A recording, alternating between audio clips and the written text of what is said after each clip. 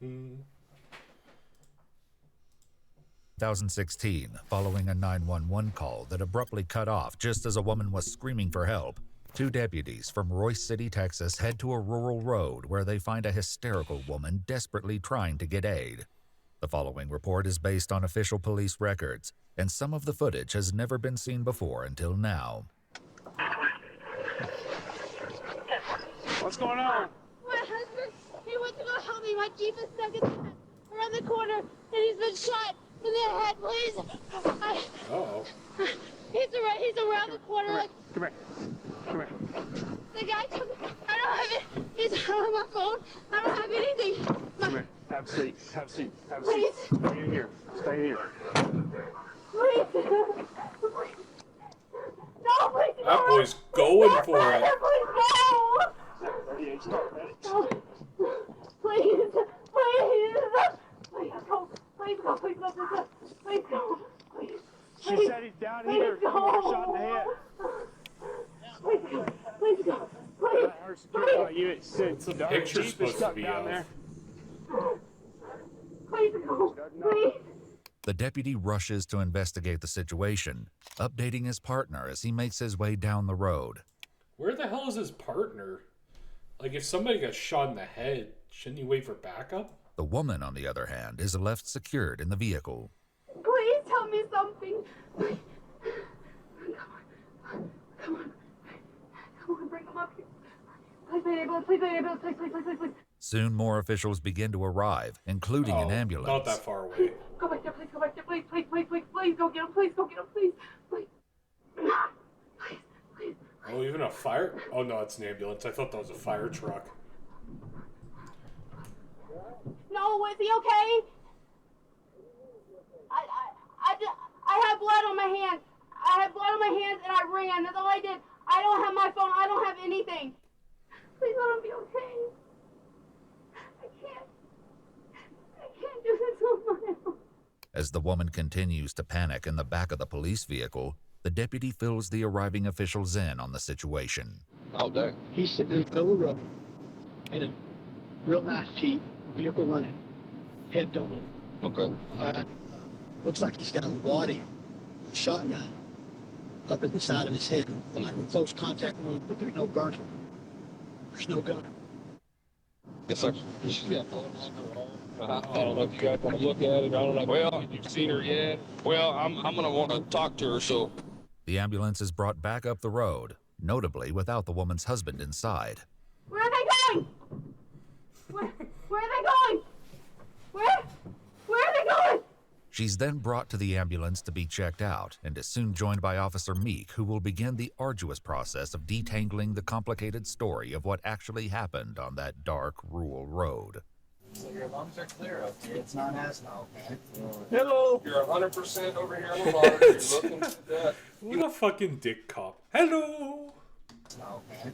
Hello. You're 100% over here on the monitor. You're looking Dude, the girl's in fucking shock, and he's just like, top of the morning. at that. You want a little bit of oxygen to help you out? I want to. Hey. Well, I got to get some information from you real quick, okay? Listen to me Dude, she's fucking panicking. real quick. Let these guys do what they need to do, but you listen to me, all right? Just 1 second. What I need you to do is in through your nose, out through your mouth. Slow your breathing down. Concentrate on that. So when you listen to him, when he's talking to you, the whole time I want you to think slow in through the nose, out through the mouth. I'm going to give you a little oxygen. Calm yourself down. It's going to... After some deep breaths, the woman reveals that her name is Chasey Pointer. After being read her Miranda rights, she agrees to speak. Tell us what happened. I was driving from Quinlan. From Quinlan. What were you driving? My Jeep. Okay. And I was gonna be my husband at the Jack in the Box. And when he texted me, I told him I was 3 miles away. Yeah, slow down. Slow down. When he texted me, I came around the curve and I went off the road. And I called him to let him know what happened. When I was on the phone with him, he said, I don't think I can make it down the road. So we walked up here and we walked back to my Jeep. So the gray truck right here, who's that? That's his truck. That's his truck. He came out trying to help me. And he backed the Jeep up, and I was sitting right at the back of it. And I went to go get, and I heard a shot. And the Jeep started rolling, and I didn't see anything. And I saw a shadow. That's all I saw. And when I walked up to him, I yelled his name, and I just felt something on me. I ran. I didn't know what else to do, and I dropped my phone. This is where I feel. I don't know where my phone is. Okay. That's all right. Calm down. Breathe slow. I'm trying. So was anyone else out there with you? No, I was out there by myself. I did tell him was it your husband? What's his name? Robert Pointer. Robert. I like the paramedic. He's just like, oh my god, he's just chilling there and then just. So was anyone else out there with you? No, I was out there by myself. I did tell him was it your husband? What's his name? Robert Pointer. Robert Pointer? Yeah, he's a firefighter. I didn't mean to come down this road. I was good on the other road. Uh-huh. And I missed it. So I just took the next thing, and I was looking at my map. It's the only thing. A map? Okay, this case is fake. You were looking at the map and what? Bro, why are the paramedics not doing anything? Like, this lady could be having a seat. Like, she honestly looks like she's having a seizure. Like, she hasn't collapsed or anything, but, like, fuck. You were looking at the map and what? She clearly needs something. Just breathe for me, okay? That's why I have blood. Just breathe for me. That's why I have blood on me. Do you have the mud on you because y'all were trying to get the Jeep No, unstuck? I fell when I was running up here. Okay. While the EMTs check out Chasey, Officer Meek takes a few photos for evidence. During this process, she realizes something else is amiss. Hold your hands together just like that, palm straight now. There you go. My wedding ring is gone. Okay, hold on just a second. Chasey's rambling story will eventually become clearer, but it will also change frequently, leaving investigators with the complicated task of working out the truth. After being cleared by paramedics, Chasey exits the ambulance and is escorted back to the police vehicle. Cleared? She's having a panic attack. I just sore What are you sore from? from falling. I fell. While you're running? Chasey claims that after she heard a shot and saw her husband slumped over in the driver's seat of her Jeep, she ran and tripped, falling in a mud puddle. She believes this is where her wedding ring, shoes, and phone were. It's also why she abruptly hung up when calling 911. She claims that she couldn't find the phone after she fell. Chasey then gives the investigator some background information about her marriage to Robert, who is 18 years her senior. We've been having problems, and he's contacted an attorney to get a divorce, and I was okay with that.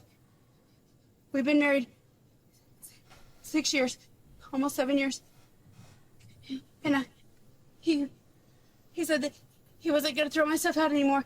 He just wanted me to come home, and I told him that was fine. He said he didn't want to get divorced, and I told him I didn't want to either. I love him. He's a pain in the but I love him. The officer asks where she'd been coming from before her Jeep got stuck in the ditch, and she called Robert to help her move it.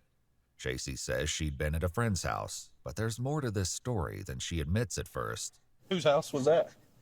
Michael Garza. Michael Garza. Michael Garza? Yeah. Okay. How long you known him? For I don't know, 4 or 5 months. 4 or 5 months? Yeah. Is he like a boyfriend or just friend or? He was letting me. He told me that I could stay at his house because he's not ever there, and I. How old is he? How old's Michael Garza? I don't. He's in his 30s. In his 30s? Yeah. I don't know a whole lot about it. This claim about Michael Garza is just the tip of the iceberg, as investigators will soon realize. As the crime scene is locked down, Chasey is transported to the police station to give her statement about the horrific events of the night. Okay. Yeah, my feet are hurt from being barefoot. Why doesn't she have any shoes on? Let me get this door.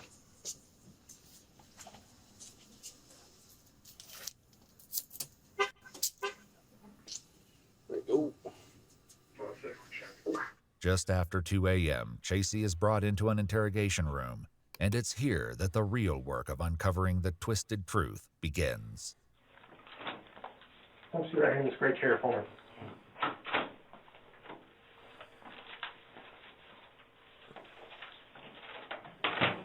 I understand that Officer Meek read you the Miranda rights and everything out there in the field. Is that correct? Yes. Okay.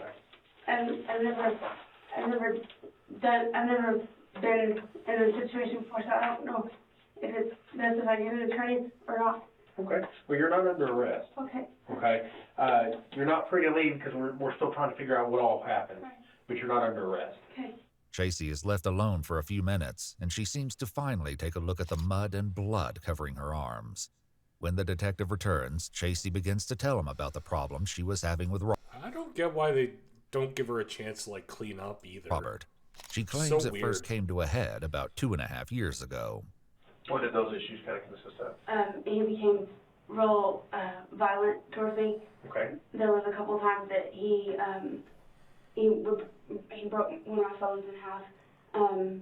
He would go through the phone bill and just call a bunch of numbers. I have a business on the side where I make cakes, and he would call everybody that was on the phone bill to see who they were.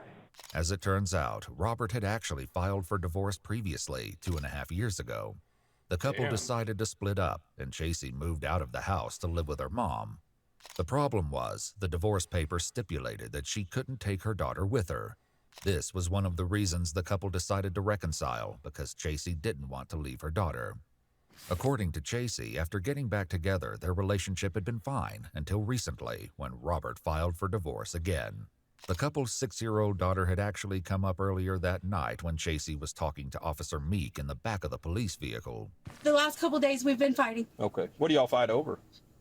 Anything. He could be my daughter. He's trying to take my daughter away from me, and he keeps telling me he knows the loopholes. She's the only kid I could ever have, and she's everything to me. Right. My daughter's my world. Why would your husband be trying to take your daughter from you, though? Like, what reason did he Because give you? he knows that that's what's going to hurt me the most, and he knows that's what's going to make me stay. Despite claiming that her daughter was her world, Chasey had no idea where her daughter was when she made that statement. She'd left her with some of Michael Garza's friends, who were currently trying to find her in order to return her daughter. Earlier that Damn. evening, the friends had actually driven to Chasey and Robert's house, but found it empty.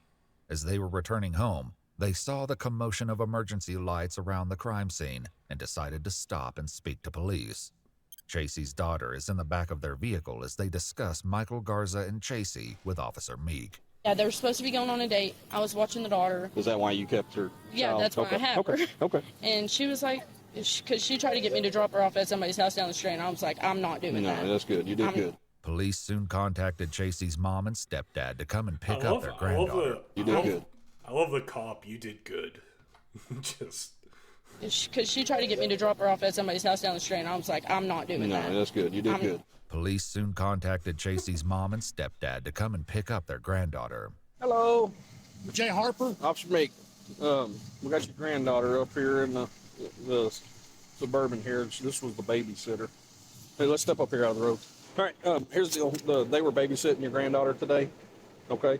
Because your daughter, your daughter had them babysit their daughter so she could go spend the evening with a boyfriend, and that's what we got right now. But so your granddaughter's fine. We just need somebody to take custody of the granddaughter because your daughter's actually being detained right now for our investigation. I can't tell you anything else about the investigation. All I can tell you is she is being detained at this time. Tell us if she's physically okay. Yes, sir. Yep. Has there been an accident? I can't tell you anything else. All I can tell you is she's perfectly fine, breathing and everything, talking to us and everything, but she's being detained at this Husband on time the other, for our on the investigation. other end. It's her spouse, Robert. I can't give you any other information about it. That's kind of uncomfortable, officer. I understand that. Desperate for answers, they begin quizzing Michael's friends about the situation. I don't know anything about what's going on, except I was asked what her daughter's daughter Connie Davis. Michael Garza. Like Mikey Garza? I don't know who Michael Garza is. What do we do from here? Just go home, and then whenever everything's figured out, then we'll make phone calls, or she'll be able to make phone calls, or whatever else here in a few minutes. But right now, it's a active investigation, so I can't tell you anything else. Chasey's mom and stepdad will eventually speak to her, but for now, they take her 6-year-old daughter home with them. Back in her interrogation, Chasey explains that because there were problems in her relationship with Robert again, she'd started talking to Michael Garza, who she met on Facebook. This is only a partial truth. I met Michael Garcia through Facebook. Michael Garcia? Garza, sorry. Okay. I don't know why I always do that. We were just friends. That's it. Robert knows that I was seeing somebody, he doesn't know who. While she's now claiming that her and Michael Garza were mostly just friends, she said something very different about them hanging out earlier this evening while she was at the crime scene. Did y'all have a date? Was it date night? No, we just hung out. We had sex, obviously. Okay. Well, not obviously. I'm asking. I need you to tell me, No. okay? Yes. So y'all had sex, Obviously. Yes. and how long were you over there? 2 hours. 2 hours. Have y'all ever had sex prior to this? Yes. What's before? Where at? In the truck. In his truck? Yes. And so now y'all had sexual relations twice. Tonight Yes. being the second time, Yes. right? Yes. And your husband wasn't aware of any of this? No. Okay. In interrogation, Chasey shares an anecdote about what sparked one of her and Robert's recent fights. And he kept asking me who came to the house, and I kept telling him I didn't know who came to the house. I received a text message probably about 2 weeks ago from a number, and I didn't know who it was. And I told Robert about it. I sent him screenshots, and so it kind of sparked a little argument. And he kept telling me that if I didn't tell him who it was, that he was going to kick me out. While Chasey doesn't reveal the significance of this seemingly offhand story, it will later become crucial to understanding what was really going on. That sucks. They got a nice place. Crucial to understanding what was really going It's a nice place. They got dehumidifier and nice little table, nice couch. Like the lamp. on. He's had a past, he has hit me over the years, not like constantly, but there's been occasions whether he gets mad at his ex-wife and I get it taken out on me, but I never pressed charges because I didn't What want a him to piece lose of his job. shit. Okay. Unless she's lying. Job is really important to him. Though Chasey mentions Robert's ex-wife Amy, she doesn't go into detail about the turbulence between the two of them. Robert and Amy had been married for 20 years, but divorced when she discovered he was cheating on her with Chasey. Back in her Damn. interrogation, Chasey explains that she and Robert had been fighting for a few days, including the night before Robert was shot. I got home and Robert just kept calling me names. Okay. He kept telling me that I was and he just felt like I was a and all these other things. And I told him, I said, you're being a right now. I said, I'm not going to sit here and listen to it. I said, I'm just going to go. I said, I don't care if I have to go get a hotel room or if I have to go to my mom's. I said, but I'm not going to listen to it. And I started putting my scrubs in my bag, and he told me that if I left, not to come back. Scrubs? Despite this, Chasey had returned to the house later that night, and by Friday morning, the day Robert was shot, Why'd you say scrubs? I thought she was a cake, like a baker. their turbulent relationship took another turn just as she was leaving for work. But as I was walking out, he said, I hope you know that I still love you, and I still want you here. So I asked him if we could talk today. While Chasey says that she and Robert had planned to talk about how they would stay together, she told other people something quite different. Michael's friends, who'd been taking care of Chasey's daughter the night Robert was shot, later spoke with police, and what they shared opposed Chasey's claim. And she told him that she was going to go meet up with her husband because he finally said that he would sign divorce papers. While Chasey fully admits to spending time with Michael Garza before meeting up with her husband, when asked about who she was texting and calling while at Michael's house, she leaves out crucial details about a third man, one which complicates this story even further. So you never spoke to anybody, you never called anybody, you never texted anybody other than Robert? I was texting my friend Brad. He asked how it was going, I think I said, oh, it's going. Like, What is your relationship with Brad? we're just friends. Okay. And how long have you known Oh, Brad? just friends, sure.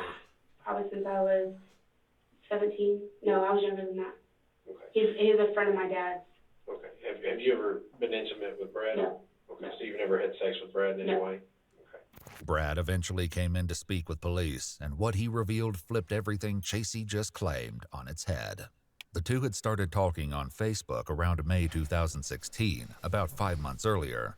This means that her relationship with Brad overlapped with the one she had with Michael. Unlike what she told Michael, though, Chasey had claimed to Brad that she'd been divorced since 2014. I was with Chasey at least 6 days a week, probably 7. Now, when you say with Chasey, was it just a hangout, or was that for sex, or? Well, it's a lot of it for sex. It's clear that Chasey is leaving out a lot about her relationship with Brad, begging the question, what else is she not being honest about? Brad will eventually reveal even more of Chasey's secrets, including a twisted plan for the night Robert was shot. He's also not the only person to come forward about her illicit love life. For now, though, the detective speaking with Chasey asks her to go over Robert's shooting again. She repeats the same story she already told officers at the scene. This detective, however, isn't buying it.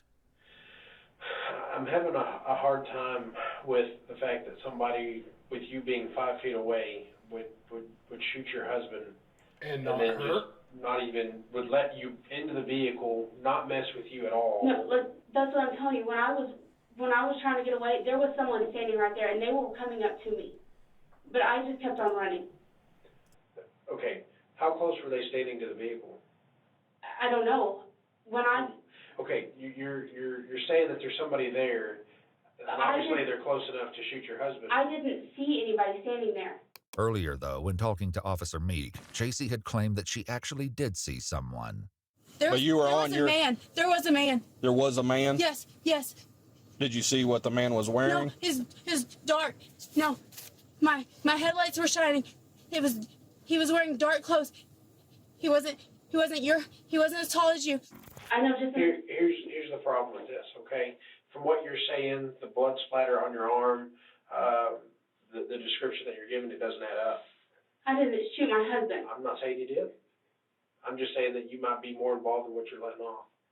I don't know how. You keep talking about how you want to protect your daughter, you want to be with your daughter. Playing this role is not going to help you. I'm not playing any role, that's the thing. Look, your story does not add up with the evidence that's there. Okay, but I feel like I'm being backed in the corner and I haven't done anything. I'm not saying you have. I'm just saying your story doesn't add up. There needs to be more information and you're not providing it. I don't know what... The streak right there on your arm is a blood splatter, okay? You see how it splatters up your arm? Yes. That is not from... I was not next to him. I was not next to him. When I touched him, I had blood running down my arm, and then I fell into a mud puddle. That's obvious. I'm not denying that. We found your phone in the water. I believe that happened. I don't know what I'm not denying that. Here's my thing. You're saying that somebody just randomly killed your husband out in the middle of a field, okay, who then allows you to get into this vehicle, stop the vehicle, touch your husband, allow you to run past this guy, and never bother you. I don't buy it. I don't buy it. It seems that investigators had their suspicions about Chasey from the first moment they saw Robert's body, as the responding deputy's dash cam audio reveals. That's why I secured her. I got my doors locked and everything. Nobody can get her out. Chasey also didn't help diminish any suspicion when Officer Meek came to speak with her while she was sitting in the back of a police vehicle at the crime scene. Hey, Miss Pointer. I got some forms here I'd like you to read and fill out, if you will, okay? Basically, what they are is they're just consent to searches, so basically saying that we're allowed to look at your phone and look in your purse and look at your residence and that kind of stuff, okay? Okay. All right? Do I need an attorney or anything? I mean, am I in trouble? I've read you your rights, and you understood your rights, correct? Yeah. Okay. If you would like to speak to an attorney, that's totally up to you. Okay. I don't know. I've never. I don't know. No, it's fine. Listen to me. Would you like me to read you your rights again? No, I heard you first. But okay. I don't know. I've never been in trouble before. No, and I'm not saying you're in trouble. I know. Make no mistake. I don't know. We're doing an investigation right now because we're trying to find out what happened. That's all we're doing, okay? That's fine. So you tell me. Are you willing to fill my paperwork out or no? Yes or no? It's up to you. That's fine. I don't know. I don't know if it's. I'm fine with it. Okay. I don't have anything to hide. Okay. After a bit more hesitation, Chasey signed the consent form. However, despite her claim, she had a lot to hide, though she denied it while in interrogation. I don't know what else you want to tell you.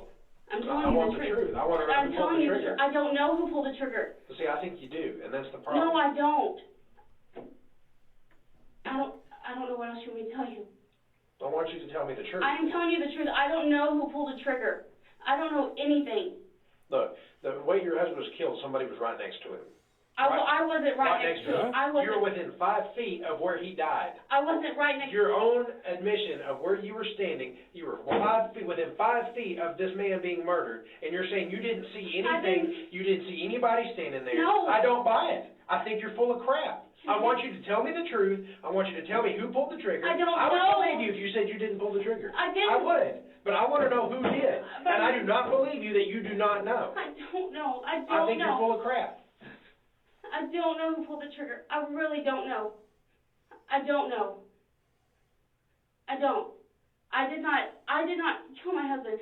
I don't know who killed my husband. I don't know. I don't want him dead. I don't. I want... What do you mean you don't want him dead? You have the most motive. He was abusing you, your child. I wanted our family to be normal again. That's all I wanted. I don't know who pulled the trigger. I really don't. I don't believe you. It's that simple. The detective then begins to develop a theory, asking Chasey if she ever vented to Michael Garza about her problems with Robert. She admits that she did. He knows he's hit me before because he saw the bruises on my arm. Now she's And that gonna was try to probably blame him. A week or two ago. I've got bruises on the back of my legs. I've got random bruises from Robert. It could just be him grabbing me. He's done this to me for 7 years. There's been times that he will get upset and he'll grab me by the hair and he'll slam my head up against the window. I don't know why. I know I can be a pill to deal with, and I know that. Michael wasn't the only man Chasey made these kinds of allegations to. She also made similar claims to Brad, the other man she was seeing. She told me that he would drag her around. I asked her over and over and over. I said, "Why don't you go to the police, Chasey?" And she would tell me that he would kill her. Along with this, Chasey had also told Brad about an incident with Robert, one that casts a different light on the current situation. I think he told her before she pointed a gun at him, maybe if she pointed a gun at him that time. I think she said he told her that there's something about they'll carry her out in a body bag, and Chasey told me that she told him, no, they'll carry you out in a body bag. While she hasn't admitted to it, Chasey has been keeping another secret. She wasn't just cheating on Robert with Michael and Brad, but also a third man named Sean. What? Just like the other. Dude, this... Damn. She told him about her alleged issues with Robert. Chasey had met Sean at a firefighter event before they started talking on Facebook. He eventually came forward and spoke with police, claiming that he and Chasey had been seeing each other for around 7 months, from September 2015 to July 2016. This time period. Man, this lady must have some pizzazz or something. Fucking 5 men. It overlapped with her relationships with both Brad and Michael. She told me on a couple of occasions that he, would put hands on her or, threaten her. Threaten to divorce her and take her kid and everything, stuff like that. But, she basically painted him to be a monster. Well, she had said that a day or so before, he had grabbed her and was physical with her, and there wouldn't be anything. No finger marks on the arm, nothing around the throat, nothing. Just like with Brad, Chasey had made a concerning comment to Sean. There were times that she would say, she wished she died in the fire or stuff like that, and I just kind of blew it off. In her interrogation, the detective continues to try and pry the truth from Chasey. So let me ask you this: so was this something set up that Mikey had done to get him out of the way so y'all could be together? No. Was this something that he had done to, I guess, retaliate, to protect you, I guess, Robert? That I don't know. That I really don't know. At one point I told him, I said, I don't have any way out. I'm just going to throw my hands up and just stay with him. I told him this a couple days ago. I told him I've been with him for almost 7 years. What's the rest of the time until he gets older? And he said, you shouldn't have to live like that. He would tell me he was going to come over and basically just beat him up, is what he was telling me. Mikey was. Yes. And I kept telling him, there's no need for that. It's fine. I can handle it on my own. And I kept telling him, I don't want you involved. That's what I told him. Okay. So here's what I think happened. I think Mikey's involved in this. Okay. And I'd even go so far as to say that you probably didn't have any knowledge of his actions. Okay. I would hope to God. I would hope to God that he wouldn't have done that. I mean, he knew that Robert and I were having problems. He knew that I wanted to try to work things out. And just like tonight. Well, so that's part of the problem. You say you wanted to work things out. You had sex with him tonight, even though you wanted to work things out. You probably told him you loved him. He has already told you within 3 months that he loved you, which is pretty quick. Yes.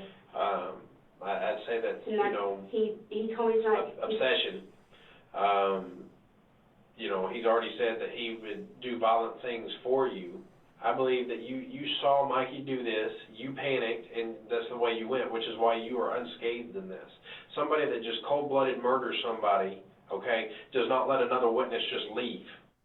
I didn't see anybody, but if I had to guess from things that he said to me before, I would say it was him. That's not good enough. That is not good enough. He has made comments to me about family and friends. That's not good enough.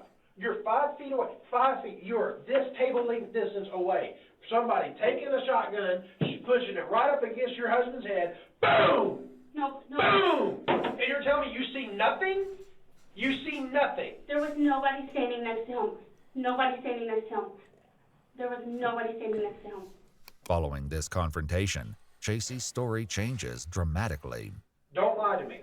You're going to take a fall for this. You're never going to see your daughter again. Okay? All because you're trying to protect somebody else. He did it. You saw it. I didn't see him. Then how do you know he did it? I did. He had a box of gloves sitting on his kitchen table.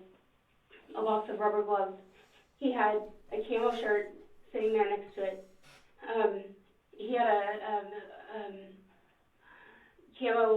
a camo gun. I don't know what it was. I don't know anything. There was a trash bag sitting next to it. She now adds another element, notably something she hasn't mentioned until now. He has told me that his family is part of the Mexican mafia. Who did? Michael. Okay. And that he can make people disappear. So Mikey told you that he can make people disappear? Yeah. Damn. And what did you say to that? I told him that that's not what I wanted. Somewhat unsurprisingly, this new version contradicts something Chasey said earlier about Michael while sitting in the back of a police cruiser at the crime scene. Do you ever make any type of threats towards your husband or anything like that? Nothing. Now, though, Chasey is painting a very different picture of Michael. And I kept telling him that I felt like if I got too far into this and I did something to piss him off, that I was going to be the one to disappear. And I even said that to him tonight. Because he kept saying, I don't want him hitting you. No, I think you're just trying to get me to shut up, and you're saying something that you think I want to hear. I don't know if he did it, though. Okay. But from what he had sitting out on the table, and the comments that he kept making, that's what I was going for. I had told him, I said that I was going to go to dinner with Robert, and he kept saying, well, if I find out where you're at, I'm going to show up. And he said, if I see him kiss you, he said, I'm going to cut his lips off. When did he say this? This was tonight. Getting Michael's side of the story, though, was about to prove harder than expected. Later on, the same day as Chasey's interview, investigators decide to raid Michael's house with Texas Rangers and Rockwall SWAT after hearing that he'd returned there sometime after Robert's death.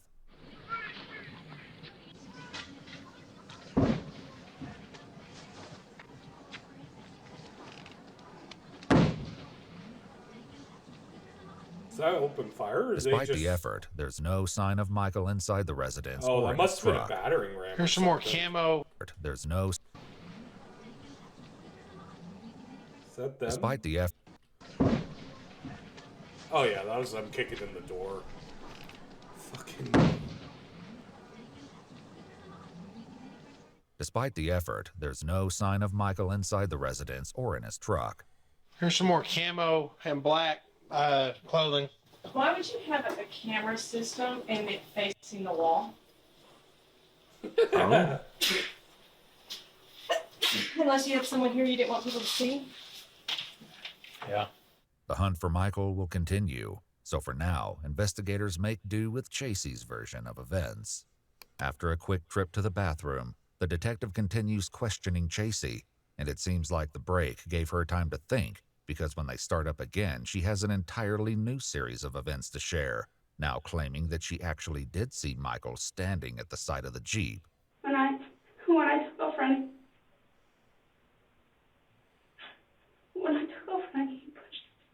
Mikey pushed you? he pushed me down, and that's when I dropped my phone. And my phone was right in front of me, and the screen was lit up. I don't know how y'all can do it. If y'all can, the call was ended.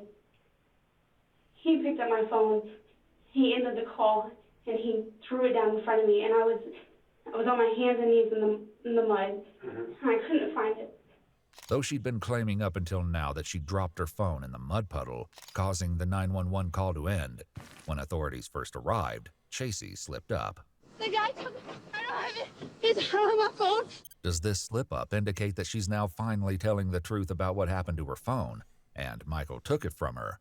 Or is this all still an elaborate lie? I didn't want him dead. There was, But you just didn't want him, you didn't want to be with him anymore. No, I wanted to. I wanted us to work things out. Despite this claim, Chasey had slipped up again while at the crime scene. So your husband knew Mr. Garza? No. And that's why we've been having problems. I didn't want to be married anymore. Chasey's text messages also reveal another side to her story. When texting Sean, the third man she was seeing, about hers and Robert's relationship, Chasey wrote, "I only have one way out of this, and it's not going to happen anytime soon. And I hate him so much, more than I've ever hated anything in my life." If that wasn't clear enough, she also told him that I would be better off with him gone, benefits and can't lose custody. Chasey's lies continue to pile up, and there are still many more to be exposed. After hearing her latest story, the detective leaves Chasey alone again. Can't get his face off my head. Here's what I want you to do, okay? I want you to write out everything that happened tonight, okay? Everything that's pertinent information, okay? I want you to take your time. I want you to write it out. And remember, if you lie on here, it's against the law, okay? Charges could come to you if you lie, okay? Just know this is also your opportunity that after we talk to Mikey and he tries to throw you under the bus, because I guarantee you he will, this is your one opportunity to get all the truth out there. After filling out 5 pages for her statement, the officer reviews it and then confronts Chasey with what he's discovered while he was out of the room, catching her in yet another lie. The area where she said her vehicle had become stuck didn't have any trees big enough for it to be trapped.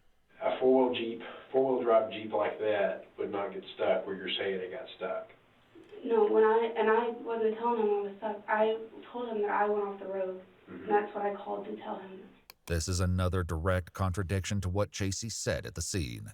Where was it stuck? In the front, in the rear, the side? It was in the front. Okay. There's a branch, and I couldn't get it to back up over it. And Okay. it was hung, and there was tree branches on the inside. Was it across the road or was it on the side? No, it's in the ditch. I went off into the ditch. Okay. All I can see is You haven't seemed upset. You haven't. I don't know. It's almost been like just a blank slate, like almost like you prepared for this. Hearing this and perhaps realizing that she isn't going to be able to sell this story, Chasey once again adjusts the details, now saying that when Robert threatened to kick her out of the house, she asked Michael what they could do, and she claims he said he would have someone kill him or he would do it. the last thing he told me was, if I do this, you're going to be right there and you're going to watch it. And I told him, I told him I didn't want to. First he told me that he wanted me to meet him in Dallas to talk. And he kept saying that he wanted me to bring him as far into Dallas as he could, or as I could, because he wanted to make it look like a robbery. According to Chasey's latest version, Michael had planned to burn Robert's truck and the clothes he was wearing in order to cover up the evidence. However, that didn't happen, and so they went with a new plan. Chasey admits that she drove down the rural road, went into the ditch, and called Robert to come to the spot where Michael told her to stop. Now that she finally seems to be closer to the truth, Chasey goes over the shooting once again. Robert had pulled the Jeep out. And I heard the move. He didn't even have time to react. And he shot. Oh my God. He shot him. I told him to stop. You were screaming at Michael to stop? Yes. I wanted him to know what it's like to be bullied all the time. He's constantly telling me how worthless I am. You still conspired to kill him. Even though it seems like Chasey has finally begun to divulge the truth, there's another element that she has withheld from all versions of her story. When Brad came to speak with detectives, he revealed that around the time of the shooting, he was actually in contact with Chasey. Whenever you guys said I talked to Chasey about 10 o'clock at night, all right, it was the night, obviously, the murder. She told me she was at the hospital. Chasey made the call to 911 at 10:48 p.m., meaning that Chasey was on the phone with Brad just before the shooting. To explain the time she was spending with Robert or one of the other men she was seeing, Chasey had told Brad that her grandfather was sick and was visiting him in the hospital. She even told him that he'd passed away that evening. I even got messages showing she was on her way to my house whenever all this went down, but I thought she was leaving the hospital. Brad now suspects that Chasey had planned for him to be her alibi for the time of Robert's shooting, as she was supposed to stay the night with him. For now, the detective makes do with the current story he has from Chasey. We're going to do this again. Okay? Write out everything that happened in this time, everything that you told me. Okay? When I was talking about the emotions, this is one of the emotions that I think you're truly being sincere about. He made me feel like all the time. But when he wasn't being, he pushed me to be a better person. Chasey is left alone to once again write up a new statement.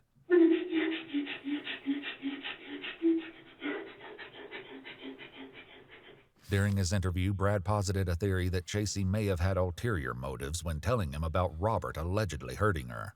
Why would she show me this gun aware? Why would she be telling me that he was abusive and this and that? I mean, either he was, or she was trying to get me to say, I'll help you. You know? Brad would eventually share one more shocking story. The day after Chasey's interview, investigators are still looking for Michael and decide to speak with his mother and brother. We've got to make contact with him, okay? And the longer it goes, the more the hunt intensifies, if you will. You understand what I'm saying? We have every intention of that boy presenting himself to the police station. I know, but listen to me. I'd like it to occur tonight, like just within the next few hours. If y'all could get it to do it, we can promise his safety as long as he acts right. No harm will come to him. I can promise you that. What we're after is for him to go in there, and then I don't know. I don't know much. I don't know like the whole picture of the story. I know I didn't raise a boy that is evil like that. Though Michael's family was sure he would turn himself in, he didn't, and so investigators continued their search for him. Chasey was left alone once she finished writing up her newest statement, but she will soon be joined by someone who throws a wrench in her allegations about Robert. Until then, it seems that Chasey has finally realized her lies have come crashing down around her.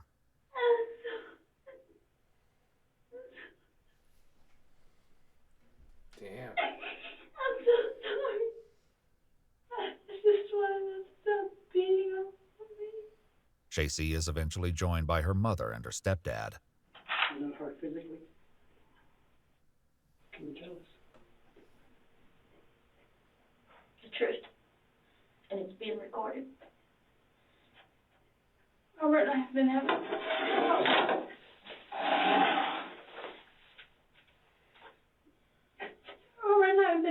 problems again.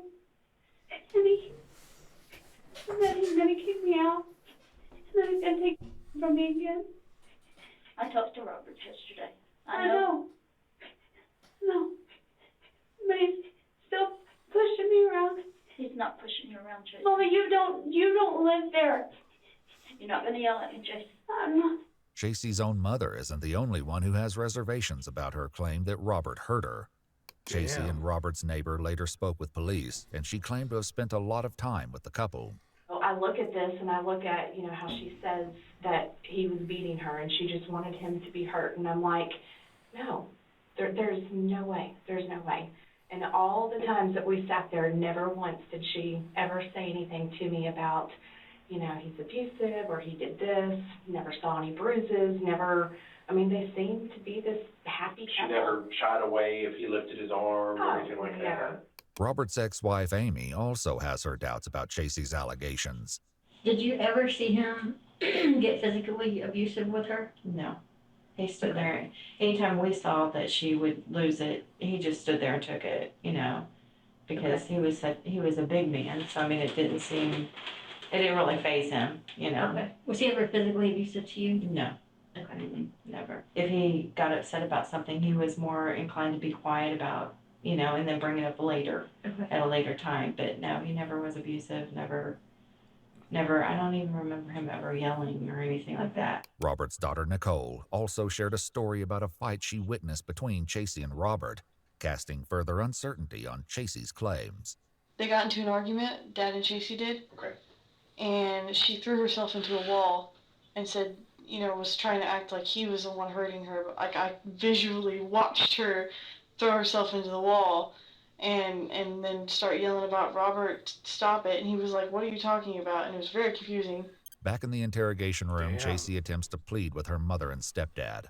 I didn't want him to kill him. I just wanted to.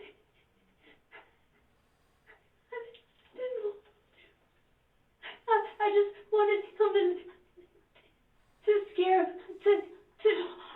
Oh, no.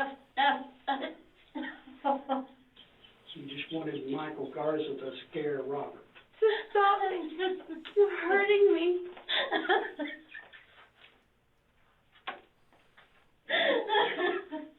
Shirley, do you want to go out? Officer, can we get my wife out, please? I yelled at him and I told him not to. I did. I told him not to. And as I was walking up, he did it. I told him not to. After Chasey's mom leaves, I bet there's gonna be like a giant twist where it's like, nope, she actually shot him. I bet. the room, her stepdad attempts to get Chasey to see the big picture. I need you to calm down so you don't physically get a heart attack or a stroke, okay? What's done is done. Now we got to try and work our way through the details and see what to do next, okay? There's nothing I or your mother can do for you right now, okay? Please, please. We will. You know we will. You don't have to worry about that. I don't. We haven't told her anything. After taking some time to calm herself down, Chasey's mother returns. We're trying to get her to eat something. You need to take care of yourself, Chasey. No.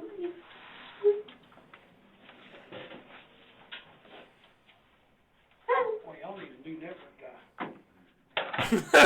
guy. That dad's awesome. Boy, y'all need to do that for a guy.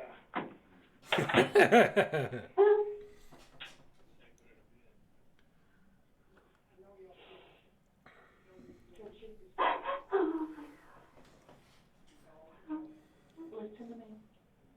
You have got to tell the truth.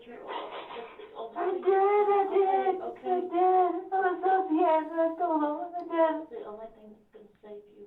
Though she's repeated her story countless times by now, when speaking with her mom, Chasey adds a new detail, this time about the location of her wedding ring. You don't have any shoes or anything? My shoes are gone. He has my wedding ring. Who?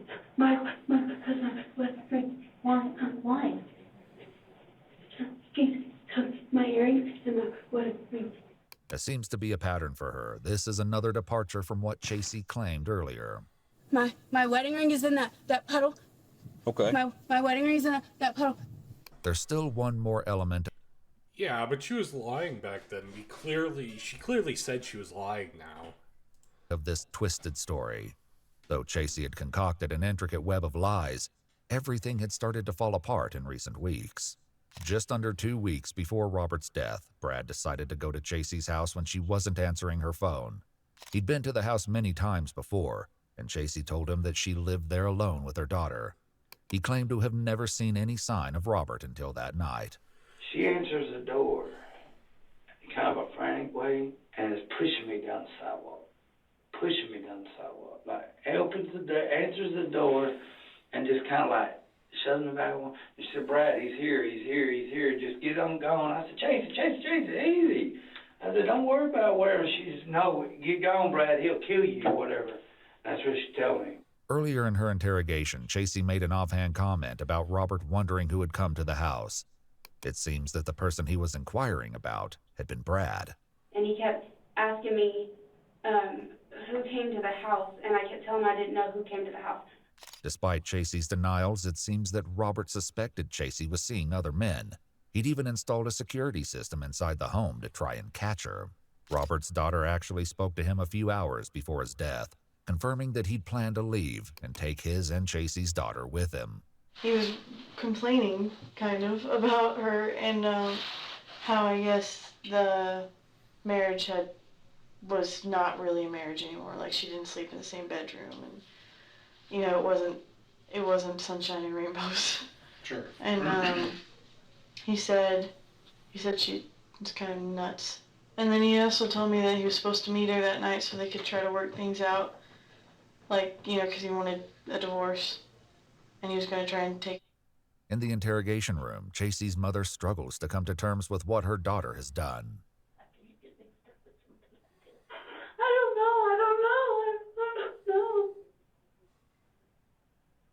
don't know. It was that bad. Why couldn't you come to us? No. I didn't want to. I can't. Tracy, I love you, but I can't. I can't. He killed our Robert, Tracy. He killed our Robert. Poor mom, man. I didn't want to do it. Getting dragged into this. I just scare him that he was quit doing this for me. I don't want to hear it anymore. Oh, poor mom. I love you. After her mother leaves, Chasey once again breaks down in tears, but she isn't left alone for long. Ma'am, Champion. come on over here. Oh, she finally getting You're arrested? being placed under arrest for conspiracy to commit murder. Do you understand that? Turn around, put your hands on your back. She's going to pat you down, okay? Right quick. Just put your hands up there. She's going to pat you down. Do you have anything on you? Okay, if you have anything on you, I don't. in you, and they find it at the jail, you could be charged with it. Just understand that, okay? The only thing I just have on that ring. That's all I have. Okay, they'll take care of that. Okay, let me see your hands. I'm going to put this on real live, okay? You good right there? See how it's moving? You got small wrists. Following Chasey's arrest, Michael Garza turned himself in 2 days after Robert was shot.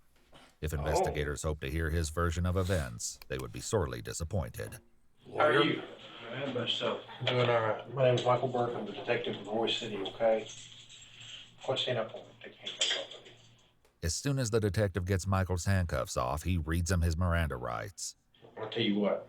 I'm going to give you an opportunity to speak. Tell me your side of the story, okay? We've already talked to Chasey. This is your opportunity to kind of say your side of the story, what happened, and we'll go from there. Speak with the attorney. Okay. Michael Garza never did share his side of the story. However, some of his friends came forward and spoke with police, sharing what he apparently told them. They said that following Robert's shooting, Michael came directly to their house and made comments about up, and said that he was in big trouble.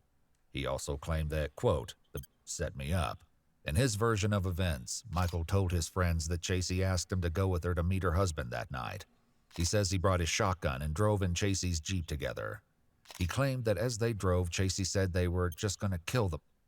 Michael said that he got scared, got out of the Jeep, and ran into the woods. He claimed that when he heard a gunshot, he then ran all the way back to Quinlan. His friends were skeptical of this story, especially because he added that he saw the police lights as they responded to Chasey's 911 call, yet he'd apparently been running away at the time they would have arrived at the scene. As well, other evidence turned up. On October 17th, while harrowing a field near the back road where Robert was shot, a farmer came across something and immediately called the police. Phone? Oh, that's a shotgun.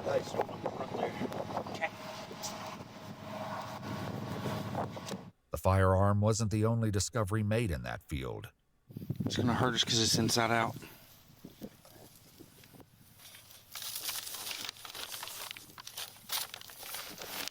A balaclava is also found abandoned nearby.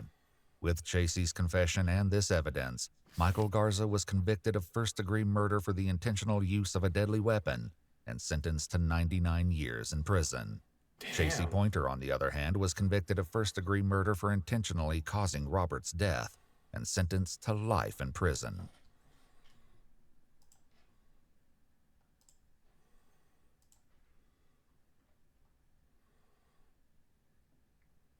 There's soup pot.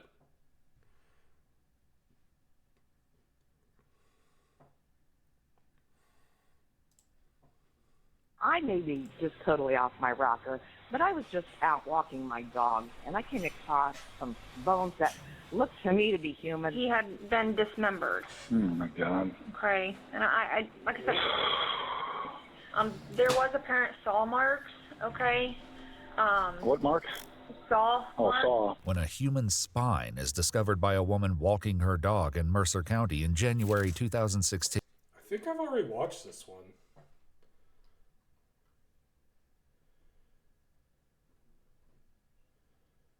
That was 2 weeks ago.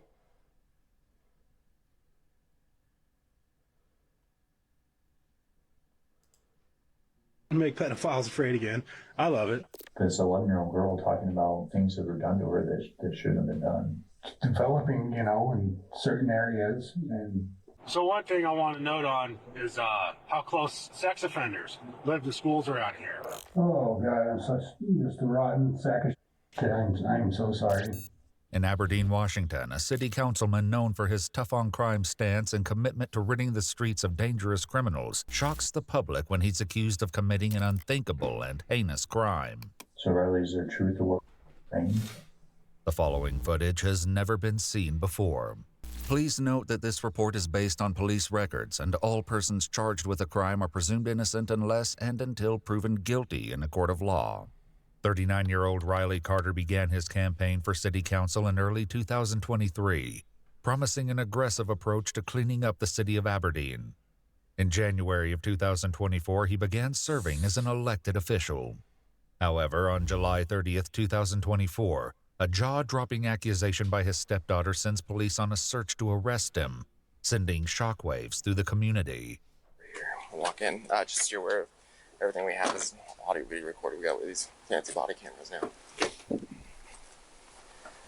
After police locate him walking alone down a residential street, he's led in handcuffs into a small interrogation room by a detective who's determined to find out if there's any truth to the horrifying claims.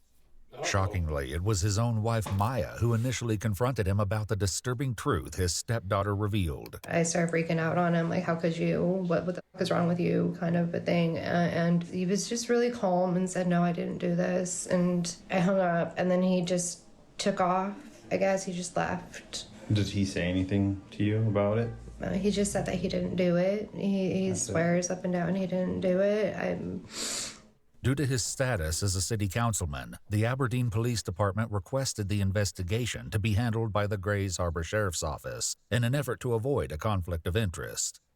After reading his Miranda rights, the interrogation begins, but Riley has yet to realize the source of the allegations. Riley explains he had a typical morning, but everything changed when Maya arrived home. And then I heard the front door open and shut. And so I come out and I have this, and she has by the hand, and then she's walking out the door, and I asked, well, what's going on? When Maya left with no response, he called her cell phone for an explanation. She accused him of committing an unthinkable act and hung up the phone. However, as Maya explains, their conversation continued over Facebook Messenger. When she realized she had no tangible evidence of his crimes, she decided to take a risk. And I bluffed and said, I have you on camera, just seeing if that would incite anything out of him, and he just stopped responding to me at that point. As Riley explains, Maya's anger over the situation was visceral, and he was left with a chilling command. I go down to the basement, and she told me, so I did set up a rope. I thought about it. I really did, because I'm done, man. I am done. I am just done. I'm maxed out. I am maxed out. Everything that we have gone through in life, everything, and now this. And it doesn't matter, because being on city council, everybody knows now, that's over now. And we were right there, man. Everybody was amped up. We were going to change some things and everything. Here's the real question. Did he kill somebody, or is he also like a child predator? That's what I'm curious about. And now that's gone. It's gone. It's all gone. June 24th, just 1 month prior, Riley posted a video to his Facebook page in an attempt to shed a light on criminal activity in his neighborhood. These videos will have an eerie relevance later when the exact allegations are revealed. Buddy, how are you? We're out driving around, got the babies to sleep. It's just one of those days, I guess. Anyways, I thought it'd be a good idea, maybe take you guys along with me, and we'll go drive around downtown. And we'll just go look at things, and maybe I can talk about things, you know, that I'd like to see different, or things to be improved on, or whatever it may be. But just gonna keep it fun, keep it relaxed, and be myself. All right, here we go. So one thing I want to note on is how close sex offenders live to schools around here, how close they are to bus stops, how easy it is for them to just have instant access to anyone or anybody's kids here, you know, in each of these neighborhoods. Sorry, I had to hit my brakes there because looked like a tweaker came shooting out of the alley and almost got in front of my car. Which is something, you know, that really needs to be addressed, okay? All right, so I know one place a lot of people want to see is the camp underneath the bridge. I will state, however, I have my baby girls with me, so I'm not going to take them down there just because people know who I am around here. And the last thing I would want is a rock to fly through my window and hit one of my daughters, because the way this state works, I could see me going to prison because somebody hit my daughter with a rock and I beat that person to death. I mean, that's just, come on. Wouldn't you do that for your own kids? Despite his apparent determination to do whatever it takes to protect his children, as it turns out, Riley's shocking secret was revealed by his own 11-year-old stepdaughter, whose name has been redacted from the interview to protect her identity. So, statements weren't made to initially. She told her counselor today that they were talking about something different and broke down crying and said she didn't want to talk about it. In a recorded interview with his stepdaughter's therapist, she explains what happened earlier this morning, when it quickly became clear that something was horribly wrong. So we had an appointment at 2 o'clock, and she'd been displaying some behaviors and had reported 2 weeks prior that was mean to her. So we were going to talk more about it today. She said she didn't want to talk about it. She didn't want to say it out loud. In an effort to help the child, she suggested writing it down. However, the disturbing words she wrote on the page left the counselor in shock. When she wrote that down, like, can you tell me about what her emotions look like and how she was acting? What was it? So before she wrote it down, when she said she didn't want to say it out loud, she started just staring down at the ground. She was like stone cold. You could tell she was checking out, and she was kind of fidgeting her hands. And I've been her therapist for probably a little bit over 2 years, and she's never acted like that. So that was out of the norm? That is completely out of the norm. Her facial expression looked as if she was scared, like fear. And then she wrote it down, and then she kind of had this look of, oh no, or I'm in trouble, or something. The haunting words written by the child will later be revealed. For now, in an attempt to understand her claims, investigators begin to dig into their familial relationship. So can you talk about what your relationship is with and how long you've been in her life? And since she was 4, I think she's a great kid. She's, I don't know how to explain it. Always just outgoing, but kind of keeps to herself. Good kid. Mm-hmm. And so was that a hard role to step into with her being that young, or? Yes and no. I always kept in the back of my head that there's going to be a time when she gets to know her real dad. And so that's a line that needs to be respected. Mm-hmm. And that's not me to try to take that place. Just stay available, you know. That's about the best I could do. Okay. How close would you guys be as far as being her? You guys? I always thought distant, we were like close, not like super close, just like I'd say she felt comfortable to always like throw fits in front of me. Ask for like things for her birthday or Christmas, or complain, or tell me about her favorite color or food or something. Mm-hmm. What kind of activities would you guys do together? Oh, I would say much aside from watching TV. Yeah, that's about it. In the living room, yeah. Okay. And then, do you guys have 2 other kids between you? Yes, we have 2, and then our son that passed away. Okay. So we have, she's 5, and then she's 2. Okay. And do you feel like you have a similar relationship with all 3 kids, or do you feel like you're closer with your 2 biological kids? It's a different kind of relationship, I'd say, with my stepkids. Riley's videos reveal a pattern in which he often describes a willingness to do anything to protect his children from local crime. However, the harrowing words of his stepdaughter may suggest that the dangers were much closer to home than anyone realized. Oh, God, I'm just a rotten sack of shit. The 2 daughters, you never know love until you have a kid. You know what? That's the one thing that keeps you going. You never know pain until you hold your own dead kid. That really messes you up, too. Yet it was the bone-chilling note written by the 11-year-old girl that truly left her therapist in shock and her mother, Maya, enraged. So she wrote it down, and what she wrote was, "He touches me and makes me uncomfortable." Oh, in April 2024, just 4 months prior to his arrest, Riley began a crowdfunding campaign to launch a non-profit aimed at catching online predators and deterring them from engaging in harmful acts. Said, I have you on. She. Whoa, what did I go I'm back? done. I am just done. You never know pain until you hold your own dead kid. That really messes you up, too. Yet it was the bone-chilling note written by the 11-year-old girl that truly left her therapist in shock and her mother, Maya, enraged. So she wrote it down, and what she wrote was, "He touches me and makes me uncomfortable." In April 2024, just 4 months prior to his arrest, Riley began a crowdfunding campaign to launch a non-profit aimed at catching online predators and deterring them from engaging in harmful acts against children. Hey, what up, everybody? A little bit of story time. So I live in an incredibly liberal state, Washington, yeah. And every time I wear this hat out in public, people always give me those looks of, ooh, it's a MAGA hat. Ooh, it's so bad. He hates everyone.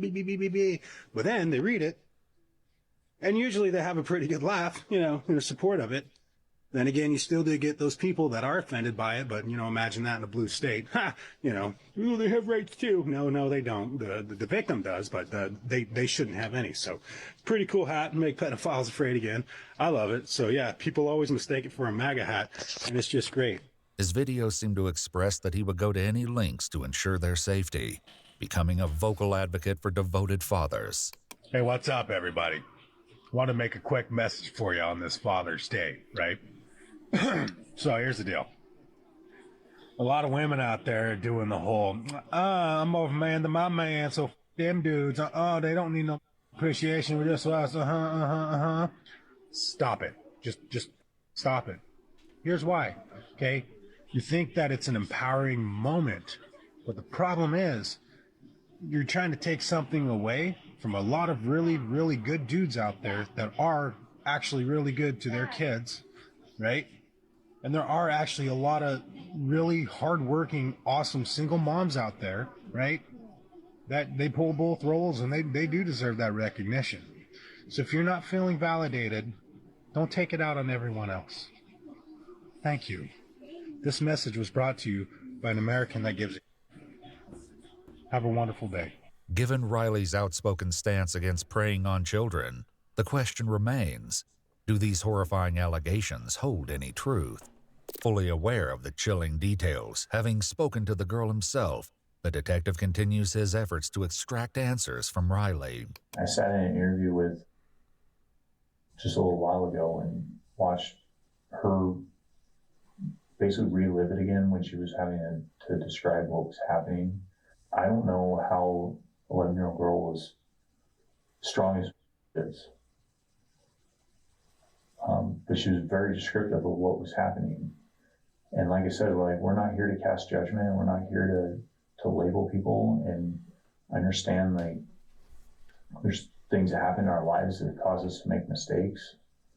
But it's an 11-year-old girl talking about things that were done to her that shouldn't have been done. This guy needs to grab his pistol and just go BAM! In his fucking head.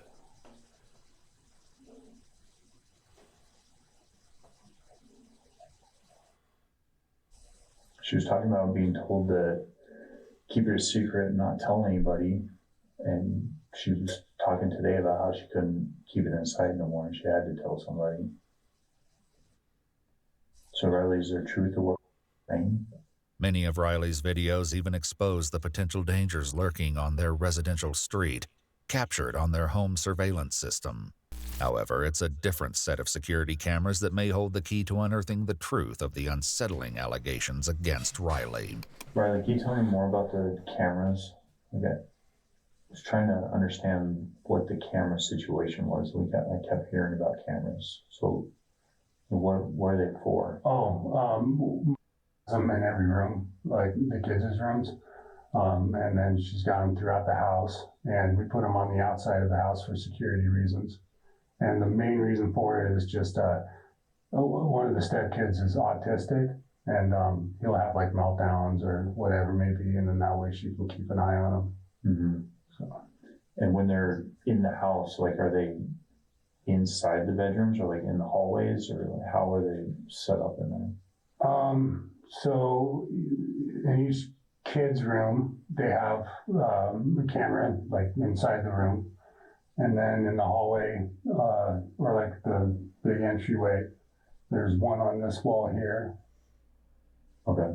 Do you have access to view those cameras, or is that just? According to Maya, however, an alarming discrepancy was uncovered when she reviewed the footage. My daughter told me that he was unplugging all of our cameras that led to her room.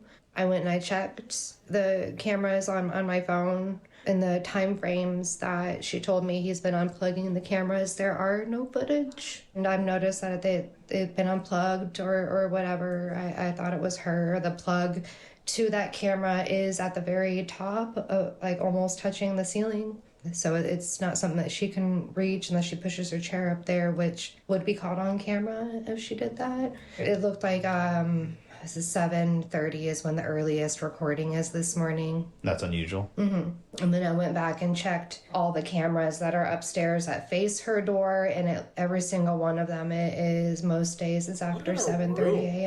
Room is fucking trashed. Is when they all start recording. Then every other camera's on around the house? Yes. They're not off? Only the ones leading to her room and in her room were off? Correct. With only the child's claims, the detectives must work to get a confession from Riley himself. The officer urges him to admit to the horrifying act, telling him their only goal is to get to the bottom of the truth. However, Riley hesitates as he grapples with what to do next. Yes.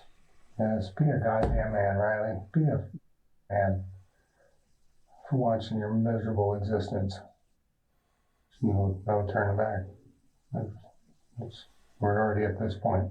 We are here. I don't want to say it like that. There are things that I did do. As the interrogation continues, the investigator urges Riley to confess. However, getting a straight answer from him will be no easy task. When you woke up today, this was the last place you'd expect to be. But it's what we do moving forward from here is what's going to affect a lot of lives. And there, like I said, there's ways to get through this. There's programs that can be offered through the court. There's things that can be offered that help you deal with the demons and all the things that you've been dealing with, the stress. There's ways to get through what happened and to help everybody move on from it. But it starts right here by being truthful, and it starts right now. It's saying that you f***ed up, because I believe what you said.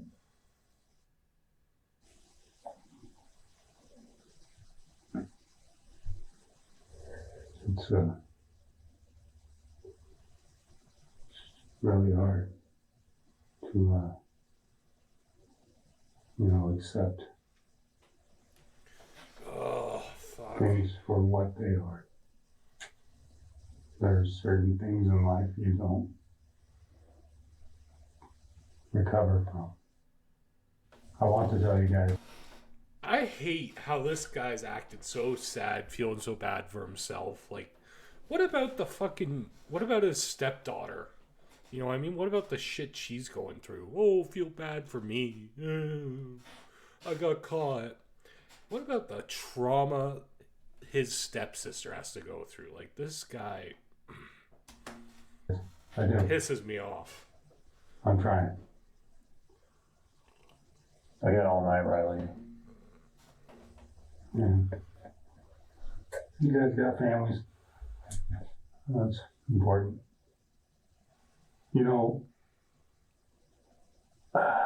God, this just sucks. So close. So close to accomplishing good things. Doing something great. So close to getting the drugs out. Yeah, feel bad for me. Don't feel... all the... Again, feel bad for me. Don't feel bad about what I did to somebody. Like, don't think about the victim. Fucking pieces of shit. Craziness out of the streets.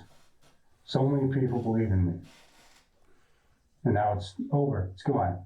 As Riley keeps deflecting the subject, providing little to no hints, it appears as though the detective won't rest until the truth is exposed. She said the last time it happened was this morning.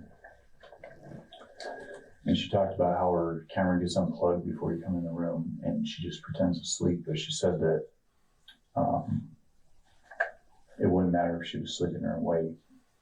It would happen anyway. And so right now we're collecting, she's up at the hospital, and we're collecting DNA samples.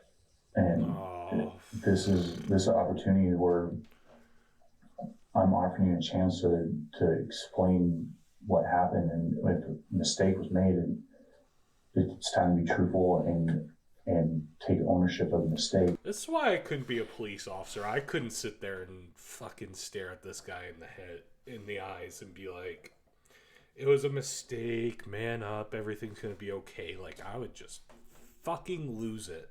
And not let it catch up to you down the road being proven by DNA, because we get touch DNA off of things all the time. There's the sweat glands in your fingers contain DNA. I did go out to her room this morning. I didn't touch her. I did not touch her. Stop lying. I went up there. I don't remember, see if she wanted some nuggets or something. So I made some nuggets for the younger ones. If you didn't touch her this morning, what would cause to say that that happened? I don't know. And what would cause you to say that this wasn't the only time that it happened? It's happened lots of times. I don't know. The disturbing admission finally unveils the truth, though nothing prepares the detectives for the sick and twisted reasoning he'll later give. About how many times did this happen?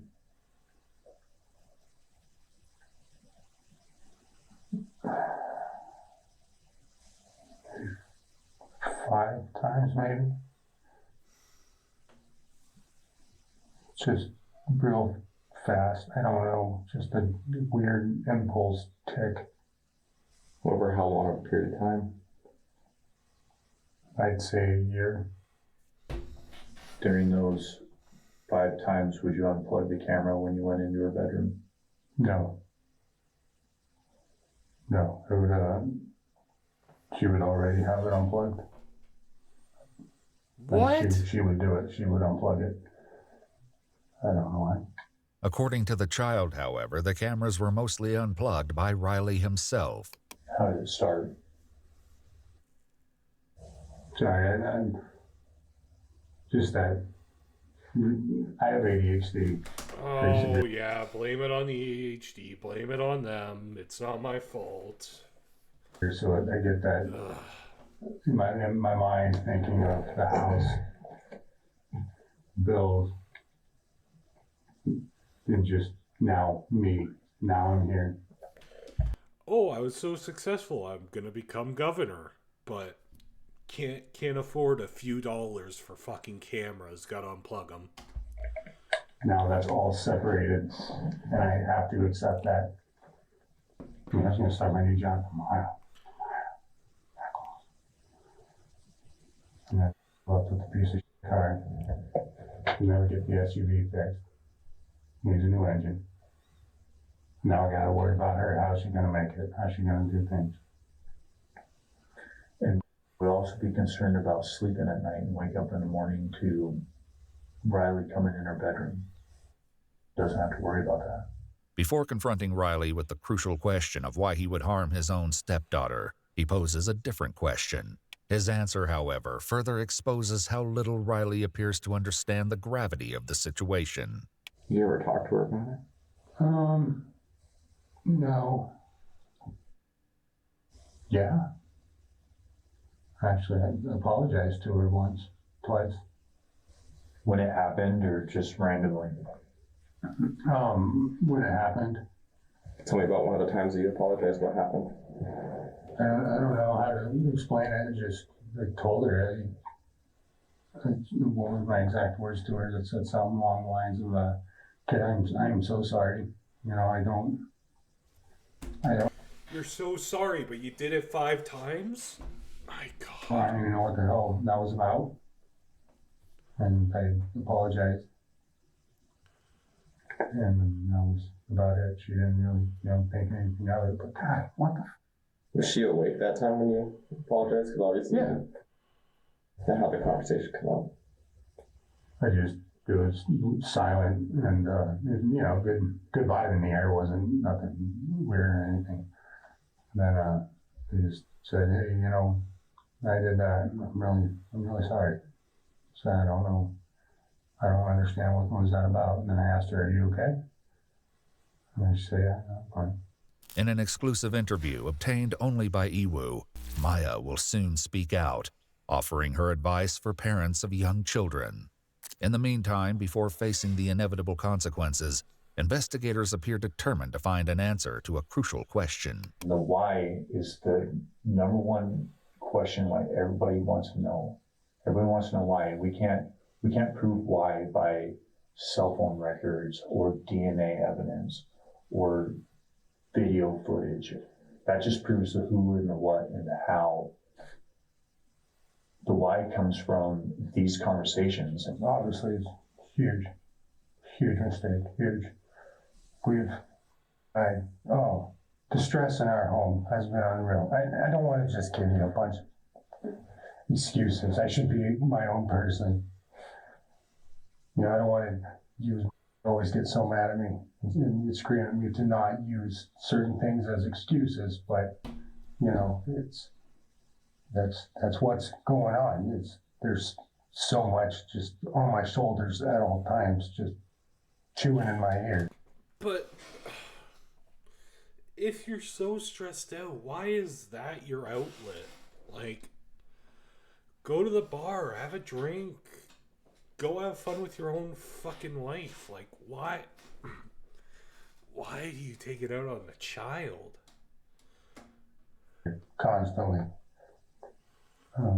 It sucks. It really, really, really sucks. Again, more sorry for me. My life's so stressful. I'm blah, blah, blah, blah, blah. Like I said, it's not even a sexual thing. I don't feel attracted. Then It's why just did this you... weird Then why did you do it? impulse. I don't know. I don't know. It's so weird. God, this is just a weird conversation. Developing, you know, in certain areas, and you know, what's wrong with me? With Riley's confession, along with an unsettling answer to the question of why he would have committed such a depraved act, his arrest is imminent. However, Good. the investigator has one final heartbreaking question. If in here, would you have anything to tell her? Oh, I'm beyond sorry of all the damage this has caused her, her mom, her sisters, her brothers, the community, literally everything and everyone that is let down by this. I'm sorry to recover it. I deserve whatever's I'm sorry. coming my direction. You can tell he's sorry. You can see the tears in his fucking eyes. I hope that she can heal and heal, and they'll find what it is that they need in their life to live the absolute best life that they can. An apology, however, will do little to prevent the consequences that await him, as he's led away in handcuffs and taken to Grays Harbor County Jail. Good. In the meantime, Riley's wife Maya shares red flags she noticed after his arrest and offers advice for parents, hoping to prevent the same terrifying fate from happening to others. He did not get along with my boys because my boys are on the spectrum and they clashed a lot. They're teenage boys. And so I didn't think anything of that until everything came out. It wasn't a red flag in the moment as it was happening. But then like after this all came out, that's what was actually happening. It's like, oh, crap. Background check. I mean, that's kind of a fair argument. Like, why didn't we catch, like, Jeffrey Dahmer? Why didn't we catch him many years ago when he was killing so many people? There's so many red flags, but I don't know. We'll see what she says. Nothing. For women that are dating right now, background checks mean nothing because he had nothing. He was squeaky clean. And I had 4 children when I first met him. I didn't really see any red flags at first. Nothing really happened to a severity that I should have been paying attention to it until we bought our house together. And then I was 100% reliant on him. I had quit my job. I helped him get sober so that he... I mean, that is true. You don't really see the real person until you're living with them 24/7. He can go back and get to work and everything, and no woman should ever put herself out for a man. Just even though you think you love him and you think it won't be him, it probably will be. After Riley's arrest, Maya explains that the public... What red flags? She said there was red flags. Like, so you was an alcoholic. Doesn't matter. You can be an alcoholic and not touch children. Like, I don't know. Response to their situation has led her to becoming a target of unexpected scrutiny, with many people questioning why she has cameras in her children's rooms in the first place. I do have disabled children that require severe supervision, and they've been in home care and like all these sorts. Like, I don't get what's wrong with that. Like, most of her children, what they say, 2 and 4. There's nothing wrong with having a camera at 2 and 4. Maybe if they were a teenager, getting to that part, maybe it's time to get rid of them. But I don't know. of different cares, and I was advised by professionals to have That is true, too. They are on the spectrum, so that's kind of another reason. these cameras. 39-year-old Riley Tyrell Carter was officially charged with multiple counts of first-degree rape of a child and first-degree child molestation. While in jail, Riley is swabbed for DNA, which will later be compared to the assault kit performed on the 11-year-old girl. His bail was set at $150,000. On August 2, 2024, a press release from the city of Aberdeen announced his resignation from his city council position. Good. Though the case is still ongoing, Maya was able to inform Iwu that a trial is currently set to begin on March 11, 2025. That's when my coworker told Come on, buddy. me that she had just called back and said she was gonna run a. Is this Iwu as well? Oh no, it's Law and Order. Make pedophiles.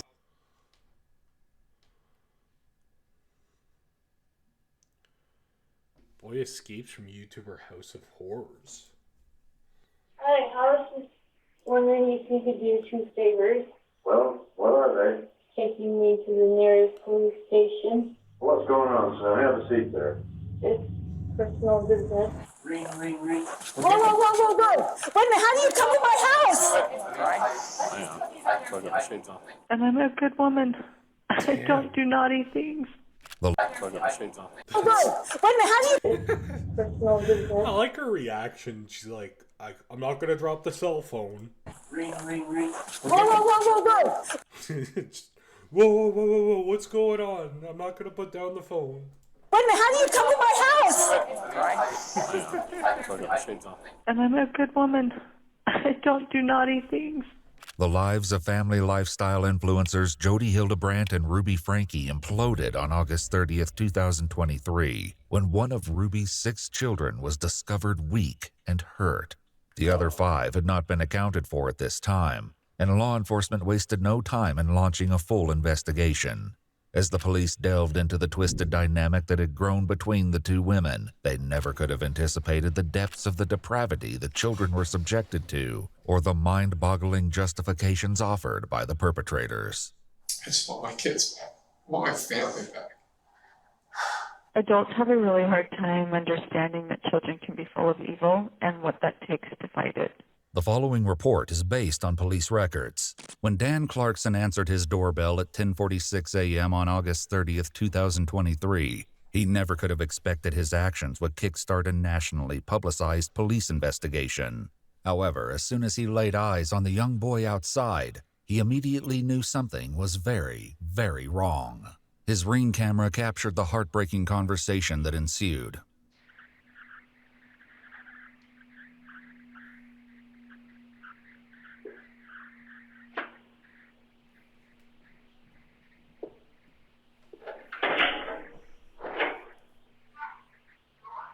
Yes. Hi, I was just wondering if you could do 2 favors. Well, what are they? Taking me to the nearest police station. Well, actually, just one's fine. What's going on, son? Have a seat there. It's personal business. This was actually the second neighbor the boy had attempted to contact. At the first house, there was no answer, so he'd been forced to move on. The disturbing reason he was seeking help Why is that blurred out? Is he not wearing pants? came out when Dan made this emotional call to 911. I just had a 12-year-old boy show up here at my front door asking for help. Said he had just came from a neighbor's house. He's hungry and he's thirsty.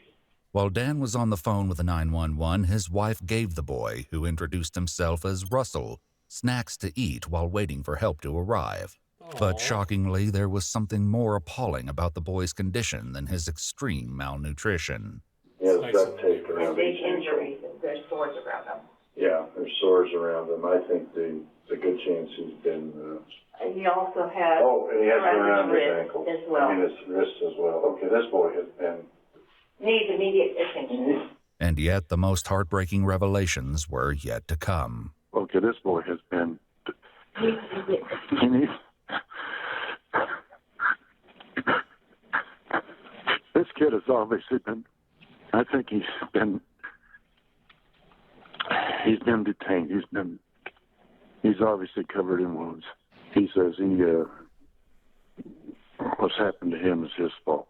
We need the police here now. The police and an ambulance were already on the way. During the tense waiting period, Russell revealed that he'd been staying with his mother and her friend, Jody Hildebrandt, since May.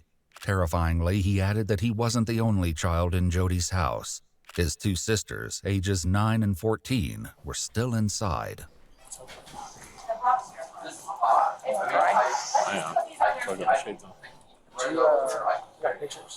I'll take more. As Russell underwent medical assessment, more police officers arrived. We need to identify that house, and if there's 2 other kids there, we need to go do a security sweep of that house and help them. They were about to realize that they'd gotten there in the nick of time. As the police staged in Dan's driveway, a woman drove up in her car and announced that she was searching for a 12-year-old boy. She gave her name as none other than Jody Hildebrandt, the woman Russell said his family had been staying with. Cleverly, the police didn't tell Jody how much they already knew. They just took down her address and said they would come to speak with her shortly. She didn't have to wait long. Oh, they're ready. They're packed.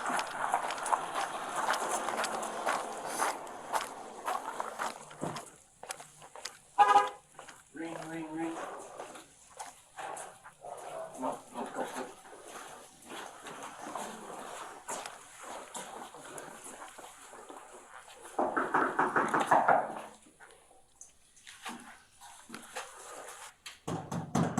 Police officers, open up! Boot the bitch.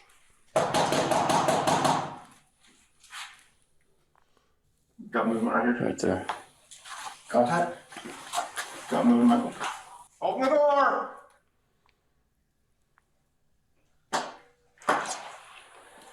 Jody, I need you to step out. I have my attorney. That's great. Step out of the house. No, I'm not gonna step out of the Step house. out of the house. Step out of the house.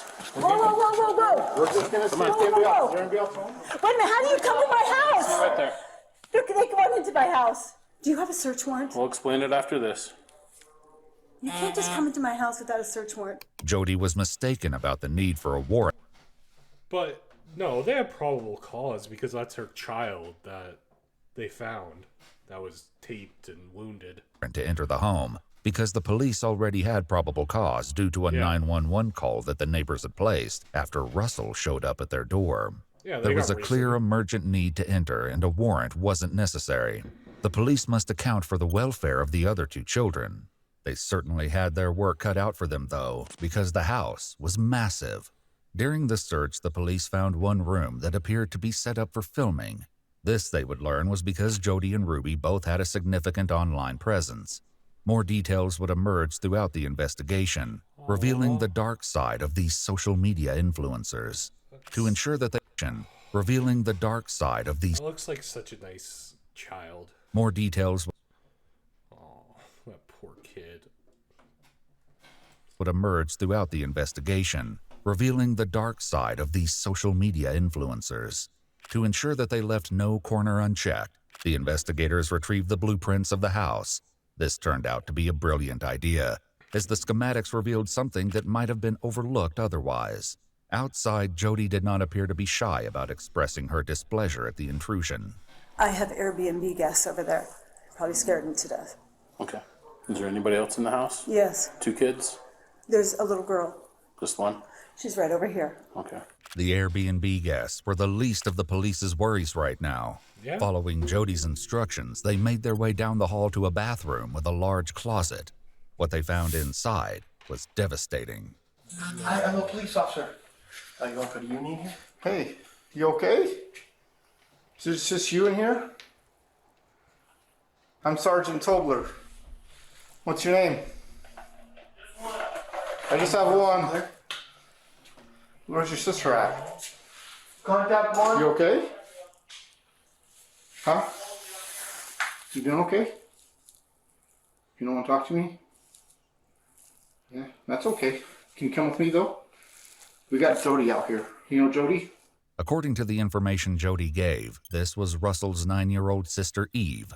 We want to be best buddies, but we're getting a little mad here because he won't give me his shoes. Guess what?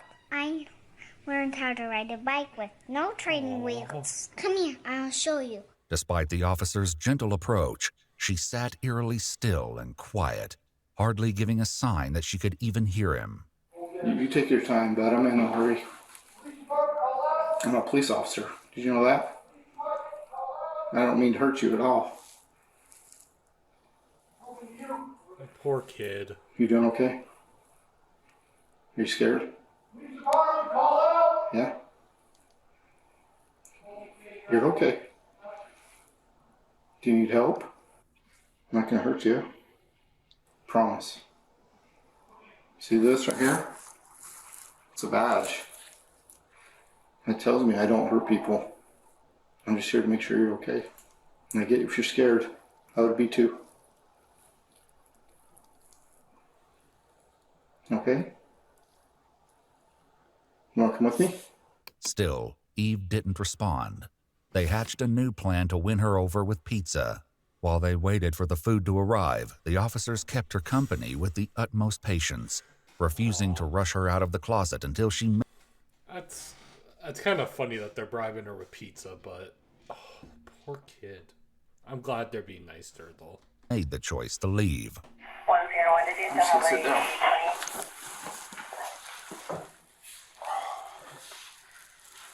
It's okay if I just sit here with you. We don't have to say anything. If you don't want to.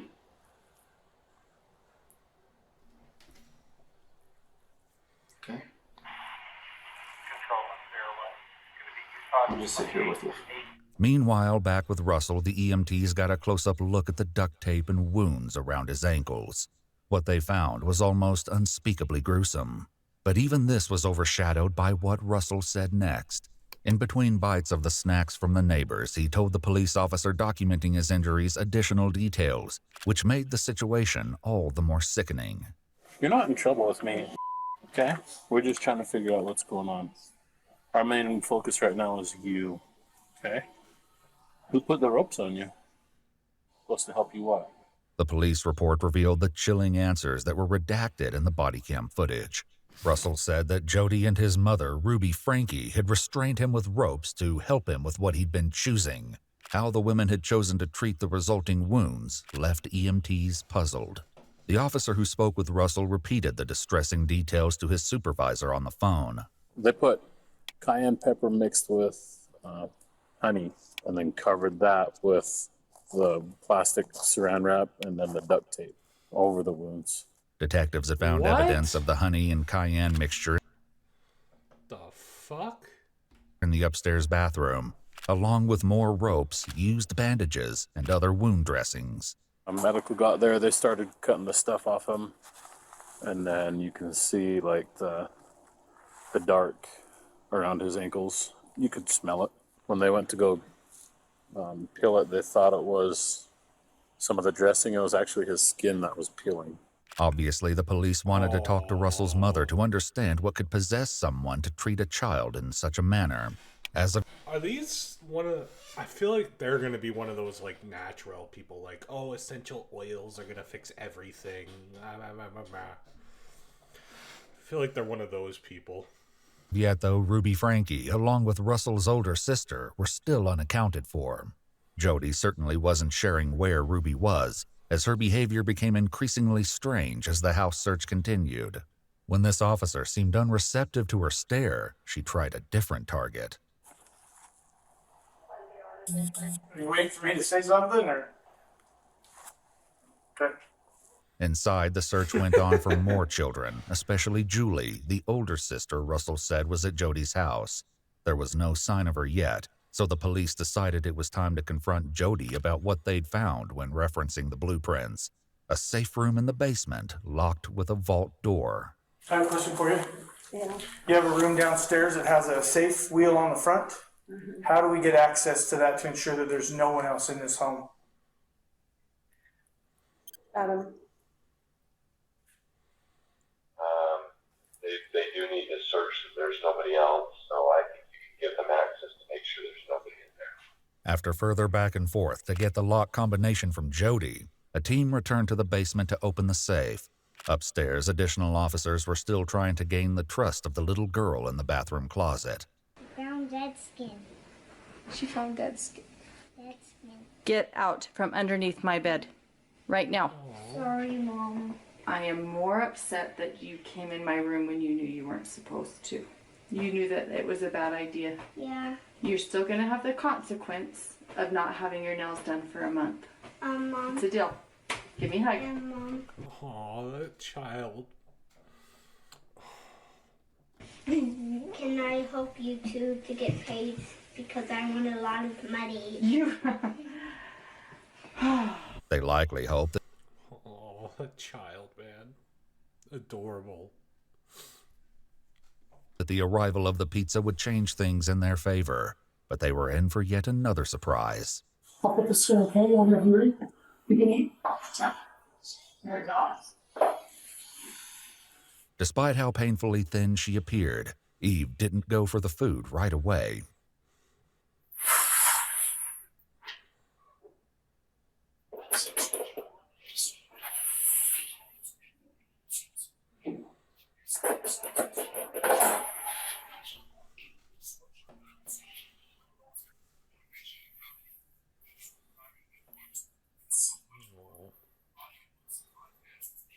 Eve proceeded to eat the entire pizza and requested 2 more large slices from the lunch that the police had.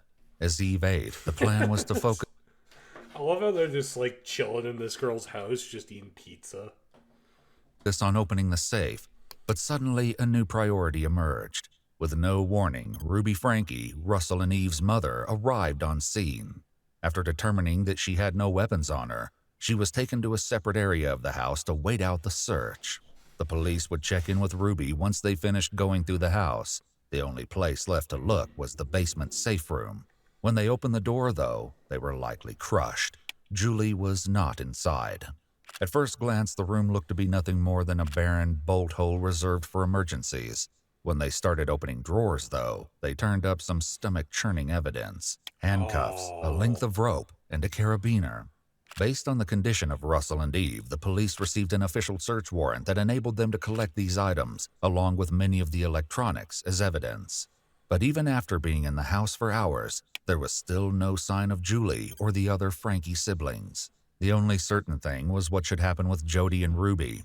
They were both placed under arrest for aggravated child abuse. Okay, just place your hand behind your back for me. Perfect. During the arrest process, the officers likely noticed some strange behavior from Ruby. She didn't say a single word, even when put in the back of a police car with Jody. The police had to hope she would be more verbose when the time came to ask her how Russell and Eve had gotten in such miserable conditions. Okay, go ahead and have a seat.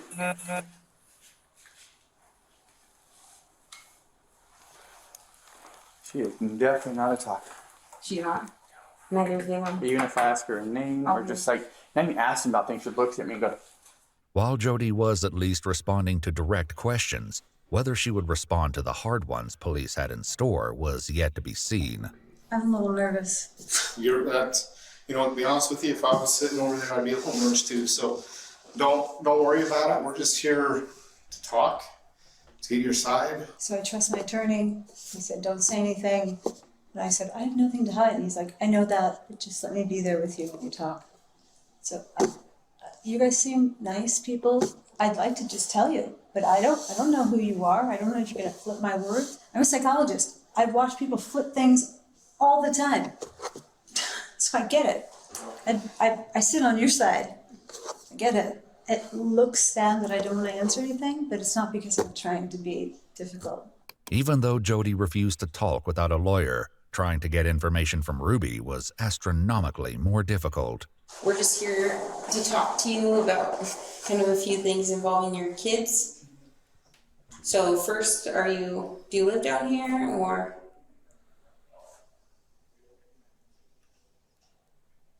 Or do you live up north?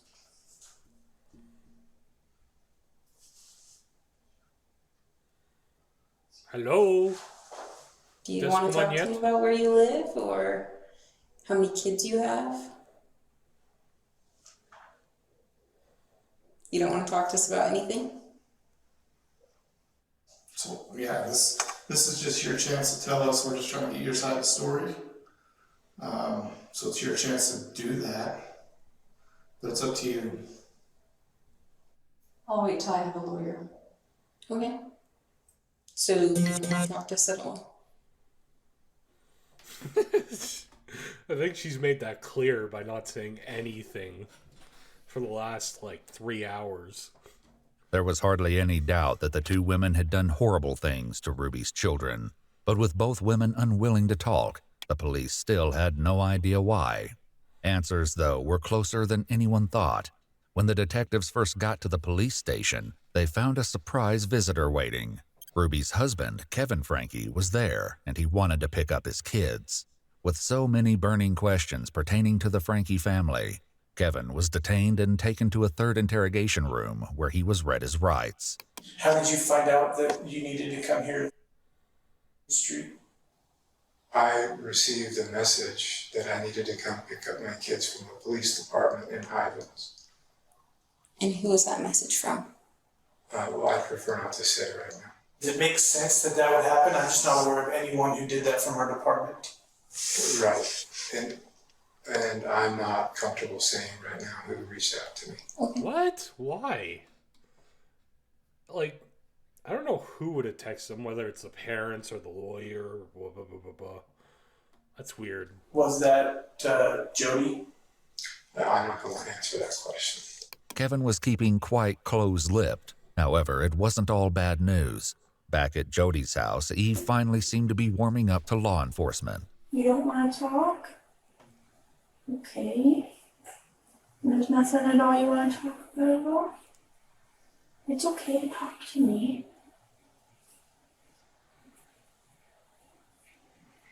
Are you scared?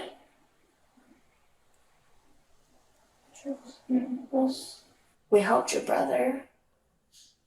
And we got him some help too. And that's what we want to do for you. Is we want to get you some help too. We are safe. We will not hurt you, and we won't do anything to hurt you. It took a total of 4 hours before Eve was willing to leave the closet with medical personnel. When examining her in the ambulance, EMTs discovered that she had wounds on her feet and decided that she and Russell both needed to go to the hospital. Thankfully, as Kevin's conversation with police continued, he was willing to provide some crucial context. And how many kids do you have, Kevin? I have 6 kids. So are they all living with you, or? No, I haven't seen them for over a year. Any of them? No, none of them. For a year? Over a year. Okay. I've been in a separation. From who? From my wife and family. Ruby invited me to leave the home while I thought about the choices that I've made in my life and the way that I've treated her. And did you ever try to reach out to the kids, drop by the home, or was there? I honored the no separation boundary that we agreed to. When was the last time you saw Ruby? The last time I saw her was the 18th of this month. We met to, she requested me to sign over vehicles, or the titles to the vehicle that she drives, that were all in my name. When's the last time you physically saw Russell or Eve? The day that I moved out, July 24th, 2022. So my job is to financially provide for them. I was trying to figure out how much of a role do you play in the caretaking of specifically of those 2 kids? I pay the bills. Okay. With my job, I provide the money, goes into a shared bank account, and that's my only involvement. As the conversation went on, Kevin seemed to be just as in the dark as the investigators. Who lives in that home with your, is it ex-wife? Is it currently a separated wife? Like, who lives in that home with your children? To be honest, I don't know. I know that she's there with 4 of the children, and our 2 older children have moved out. This likely came as a shock to investigators. If there were 4 Frankie children still living at home, that meant they weren't just missing Julie, but another one of Russell's teenage sisters, Abby. Before launching into a frantic search, the detectives decided to finish talking to Kevin, hoping he could give them an idea of where to look for the girls. As the conversation went on, though, Kevin's story only got stranger. Who's this female Jody that your wife was? Do you know a female named Jody? She is a therapist and a life coach, I know, and she's. Do you respect her? Do I respect her? Mm-hmm. Yeah, I think she's a very honest, truthful person. Yes. Okay. Is your wife a partner of hers? Is your wife a roommate with her? Your kids are living in her house, is what I'm trying to say. I'm not aware of that, but I know that they've been in business for the last year filming. So every week a podcast goes up and I listen to it. What's the name of it? Connections with an X. This would explain the film set discovered in Jody's house. As it turned out, Jody and Ruby both had a significant following on Instagram and YouTube. Jody was a therapist, and her accounts focused on counseling and family dynamics in alignment with the Church of Latter-day Saints, of which she and Ruby were both members. She called her program Connections and had written several books sharing her methods, and even taught online Zoom classes on the topics of family health and harmony. Ruby, meanwhile, created more slice-of-life content, cataloging daily life with her family as members of the Mormon faith. Her main platform was a YouTube account titled 8 Passengers, supplemented with an Instagram under the same name. In due time, the police would learn that the content made by Ruby and Jody had become unimaginably twisted behind the scenes. Are you involved with their business efforts, or no? And were you involved in the 8 Passengers account with your family? Yes. I was in the videos. Recently, Ruby's online presence had undergone a shift.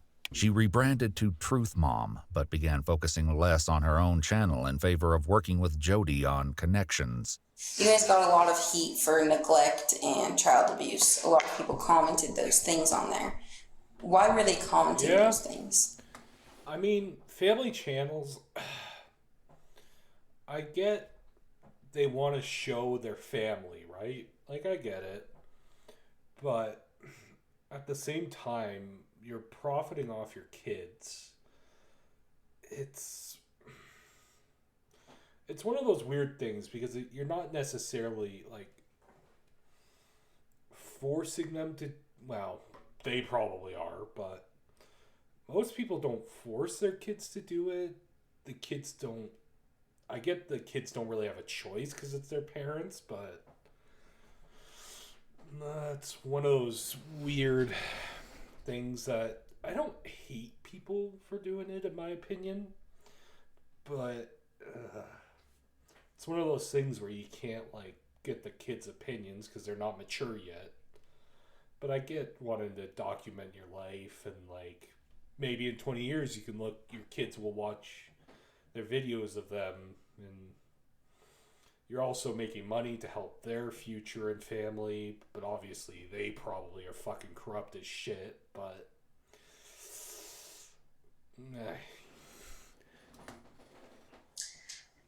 That's a good question. We had a son who was acting out in very selfish behavior. Is this Chad or? Yes, this was Chad. And, none of this is strange or odd. You could get on YouTube and find out all sorts of stuff on this. Eventually, Ruby stopped posting on her private YouTube account altogether, which Kevin said eliminated 90% of the family's income. Her last video on Jody's channel, though, had come out just 2 days ago. In the interrogation room, Kevin shared more about the situation, which led to public outcry against the Frankies. He was being very cruel and mean to his siblings that he shared a room with, And so we removed him from the room. And we said, you can sleep anywhere you want. Sleep on the couch, sleep on the pull-out bed, sleep on the floor for all we care, but you're not sleeping in that room with your brother. He chose to sleep on a beanbag. So 9 months later, he had made a lot of changes in his life. And he was ready to, and we had moved by that time. And so we had a new house, and he was ready to move into his own bedroom. Made a video about it. And in the video, he mentioned something to the effect of, I've been sleeping for 9 months on a beanbag. And that is what all the uproar was about. This wasn't Ruby's only run-in with the law. Shockingly, just 5 days before her arrest, she'd been pulled over while driving with her kids in the car. Hello. You know how fast you're going right there? No. Okay. Got you going 57. Oh, 35. Ruby was sent on her way with only a speeding ticket.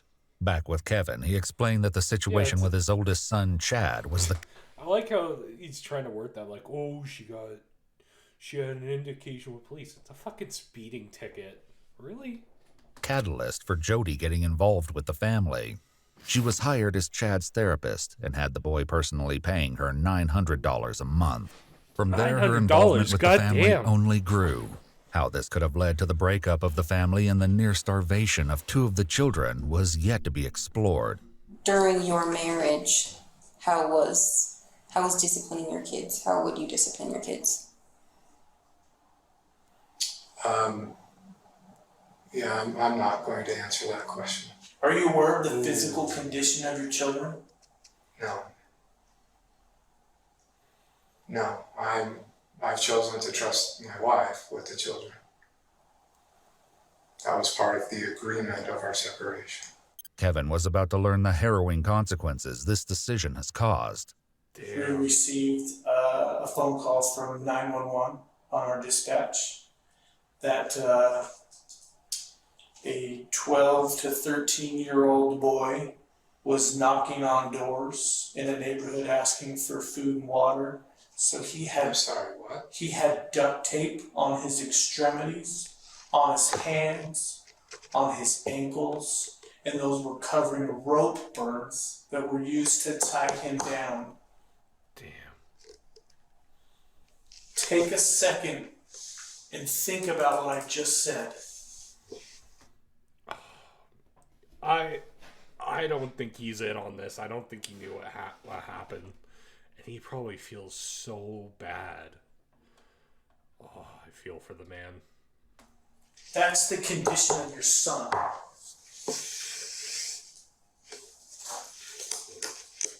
Given that information, your son was taken to the hospital. A warrant has been applied and granted by the Department of Child and Family Services to remove both Russell and Eve from your wife's care. Do you understand that? I understand. Would you condone that behavior? Would I condone that behavior?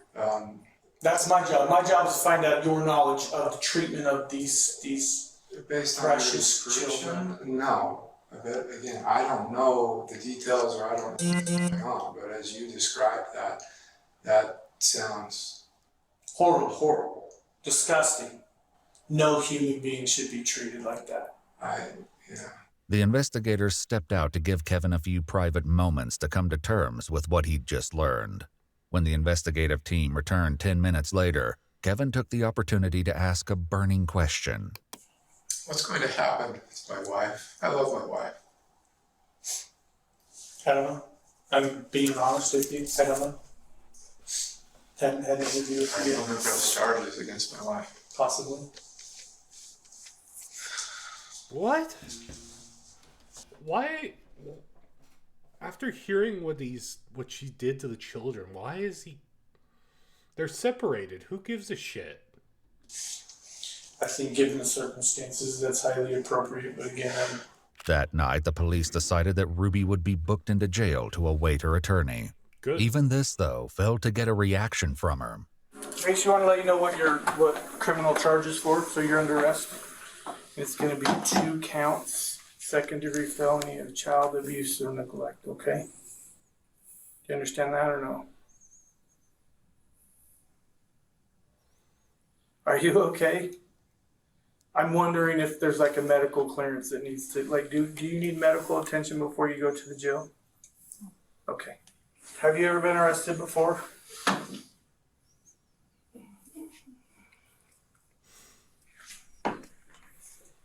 I'm just concerned about you. I know you don't believe that. So I've had an opportunity to talk to your husband and kind of worried about your circumstances and obviously your children as well. But you're sure you don't need medical attention or anything like that?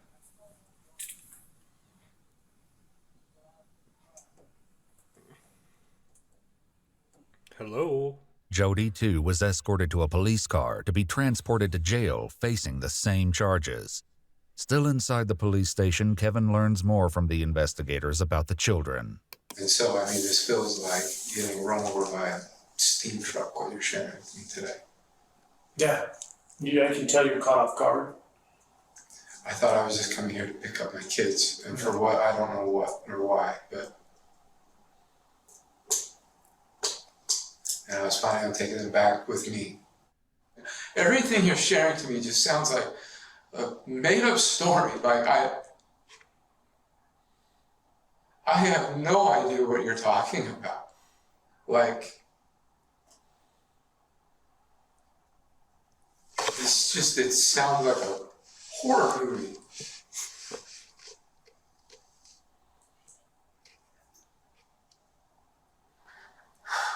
And what you're sharing with me just feels like a sucker punch. I feel responsible. Separating, leaving. It hurts. I know you're all doing your jobs. And I know you all have the best interests of my kids in mind. I appreciate that. Thank you. Thanks. That means a lot. I just want my kids back. I want my family back. I want my wife back. It was doubtful either Ruby or Jody would be getting out of jail anytime soon. Jody grappled with this through the lens of religion while speaking with a friend she called from the county jail. And I don't know if I'm going to be like some kind of example, but when I get out of here, I have a story to tell, and I'm going to try to do everything I can to protect the children, because that's what's happening, is that kids are being just horribly abused. You're the one I have abusing just them. been begging him, like, you've got to explain this to me. Like, I cannot logically figure out what's going on here. I mean, I should be here. I haven't done anything wrong. Ruby, too, made some equally baffling claims during her jailhouse phone calls. But the most upsetting thing is that I am completely misunderstood. Misunderstood? You didn't say anything. That is the most horrible feeling. Like, my own family misunderstands me. They misinterpret me. And poor Jody, they misinterpret her. They misunderstand her. She puts her neck out on the line for people, and then they get mad at her. I mean, it is just horrendous. Who's getting mad at her? The cops brought her fucking pizza and a drink. They gave him medical attention. They gave him food. What the It's horrendous. And you know what? Every Joseph Smith, every wonderful man of God has had to be misunderstood. And I'm a good woman. I don't do naughty things. This is a witch hunt. It wasn't all dark and twisted news, though. In a stroke of luck, the police located Julie and Abby. Shockingly, they were nowhere near the family home in Springville. Rather, they were located more than 20 miles away at a house belonging to Ruby's friend and fellow Connections member, Pam. How she'd gotten there, though, remained in question. Pam was handcuffed when the police arrived and agreed to answer some questions while waiting for additional investigators to arrive. While one officer sat with her, the other took the opportunity to check in with Julie. Do you need medical attention at all? Okay. Is there a reason you're so scared right now? It's us? Okay. Well, I'm sorry if you've had a negative interaction with law enforcement in the past, okay? My intention is not to scare you. Do you go to school? Down the driveway, Pam was unhandcuffed when investigators arrived from Springville. She told them that she'd received a call from Ruby asking her to pick up 2 of her daughters while she dealt with a family emergency. Up until this point, Family the officers emergency? were She under got the fucking impression that it arrested. was only Julie at the house, but Pam clarified that her older sister Abby was also there. Thankfully, neither she nor Julie appeared to be in physical distress like Russell or Eve. Julie and Abby appeared hesitant to go with DCFS representatives when they arrived, but were safely taken into custody to await the outcome of the investigation. The uncertainty over Abby and Julie's whereabouts had been answered, but so many questions remained. First and foremost, the quandary of what could have happened to leave Russell and Eve so frail and traumatized. Kevin returned to the police station with his lawyer for a second interview. The additional details he was about to share were nothing short of astonishing. Have you found the pen papers? The pen papers. So it described all of the visions and trances and everything that Jody and Ruby went into. How thick would you say it was? It was like 3 inches thick or so. And there were hundreds of pages of written documents. It's something Jody would not want found, Yeah. but she wouldn't want to destroy it. Because we do have Ruby's journal, which is from those dates that you mentioned. These things are going to be so... The stuff she wrote in the pen paper, she would not write in her journal. The stuff she wrote in the pen papers was not intended to be read by anybody until God would decree them to be written as scripture for the whole world to read. Okay. I believe that's what we have. It wasn't certain whether the documents found by the police were actually Ruby's pen papers or just a journal. Regardless of what they were called, the contents revealed a wealth of heinous secrets. On July 10, 2022, Ruby wrote, "Eve and Russell have been in so much deviant behavior they won't control their bodily functions. I never would have suspected the cold, dead heart Russell has." Ruby echoed these sentiments in one of the phone calls she made from jail. Adults have a really hard time understanding that children can be full of evil and what that takes to fight it. According to the journal, Russell and Eve were locked in closets, made to do physical labor, wall sits, jump on a trampoline, stand out in the rain, and carry heavy boxes up and down the stairs for hours on end. When Eve slipped and fell while carrying the boxes, Ruby accused her of doing so on purpose, and then shaved her head as punishment.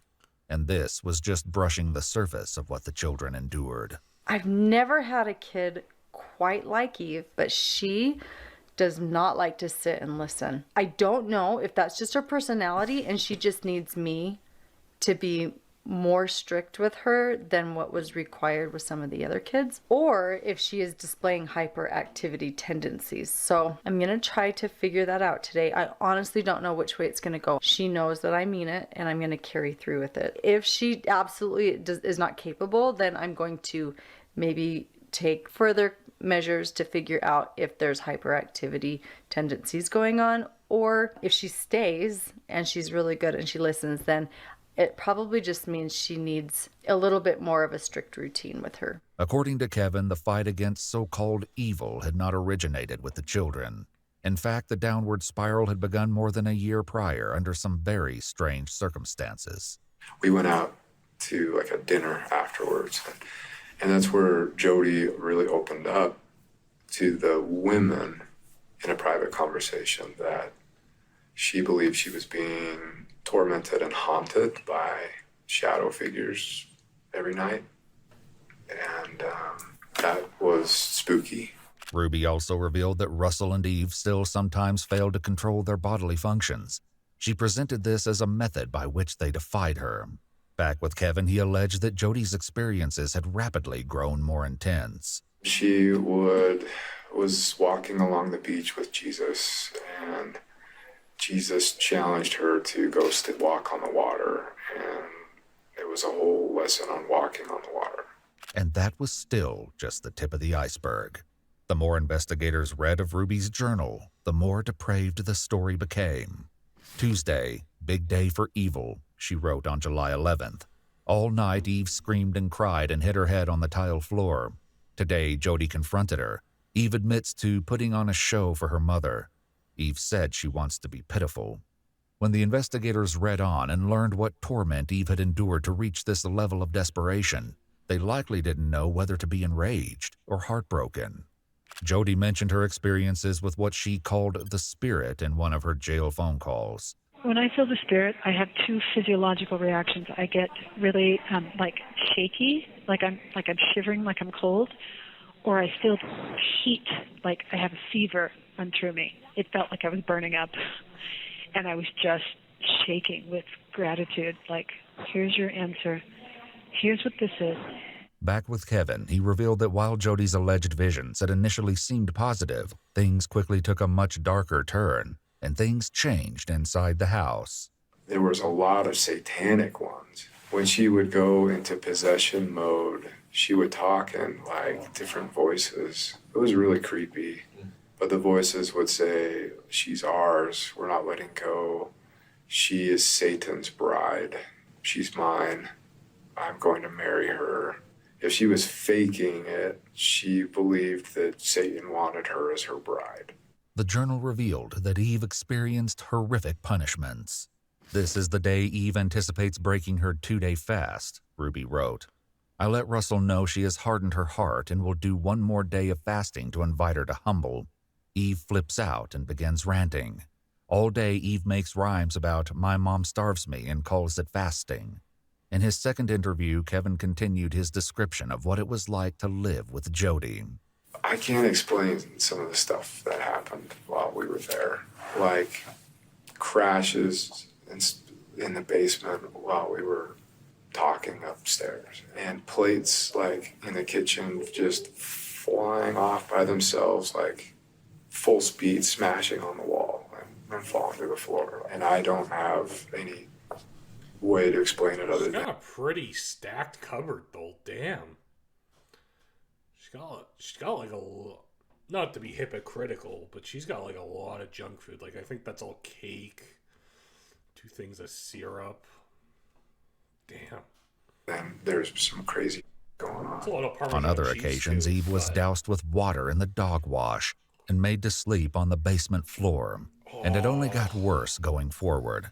Kevin, too, said that back in 2021, the situation with Jody took a similar downward trajectory as she became increasingly entwined with his family. But it reached the point where in August, her bishop at the time, he's not her bishop anymore, but I mean, he was going over there every night, and he'd be there for like 4 hours. Then he'd be like, I'm fighting evil spirits, I'm casting demons out, there's crazy stuff going on. And finally he got to the point where he's like, I can't do this anymore. Like, there needs to be some sort of resolution. After the bishop left, the first attempted fix was for Jody to move in with another family involved with connections. The opinions Kevin shared about what happened with that family reflect only his beliefs, and we have not been able to verify them. According to them, after 6 weeks and trying to seduce the husband of the family, they kicked her out. While there was no way to prove that Jody had been held against her will, the police knew for a fact that Russell and Eve had been. Ruby documented one particularly horrific confrontation between Russell and Jody, whom she refers to frequently as G-Joe. G-Joe takes Russell on a little walk to the pool, Ruby wrote. She talks on how Russell has love twisted. G-Joe then pushed Russell into the pool. Meanwhile, Kevin recounted the events after Jody either escaped or was kicked out of the other family's home. It was at that point that they said, why don't you take her up to your house? And I was like, oh, hell no. I don't want this in my house. But I was beaten over the head with it. Like, that's really insensitive. You know, she's done so much to help our family, and you're being selfish, and she has needs, and come on, like, it won't be for long. And so I relented, and I was like, okay. Later in his second interview, Kevin told the police about the drastic changes that took place in the Frankie house after Jody moved in. The moment she showed up in my house, just the weirdest crap started happening. Lights turning on and off, sounds of people walking in walls, and Like, sounds like footprints going up walls and across the ceiling, and stuff floating around. And I became the resident exorcist. That was the title I came up with myself. I thought it was kind of funny. Whenever she started to like go into a trance and go into possession, which started to be a lot. And Ruby would go up and check on her. It started like every 4 hours at night, and then it moved every 2 hours at night, then it moved every hour at night, and then at some point Ruby said, you know what, I'm just going to start sleeping in there. And if I need you, I'll come down and get you. Kevin said that Ruby and Jody began sleeping in the same bed. However, this was only the beginning, and soon Kevin noticed that he was being subjected to unique restrictions. I could leave when I wanted, but I couldn't come back until Ruby gave me permission. I couldn't come into the kitchen to eat until Ruby gave me permission. And the upstairs where Jody roamed was completely off limits. Ruby would dictate all of the terms of how our interactions would be when we would talk. No matter what I did, no matter how like much I tried to track better, be, truthful and not be selfish, every week it was like, you're being manipulative, you're being selfish, you're lying, you're hiding something, you're still hiding stuff. And I really started to like question my sanity, honestly.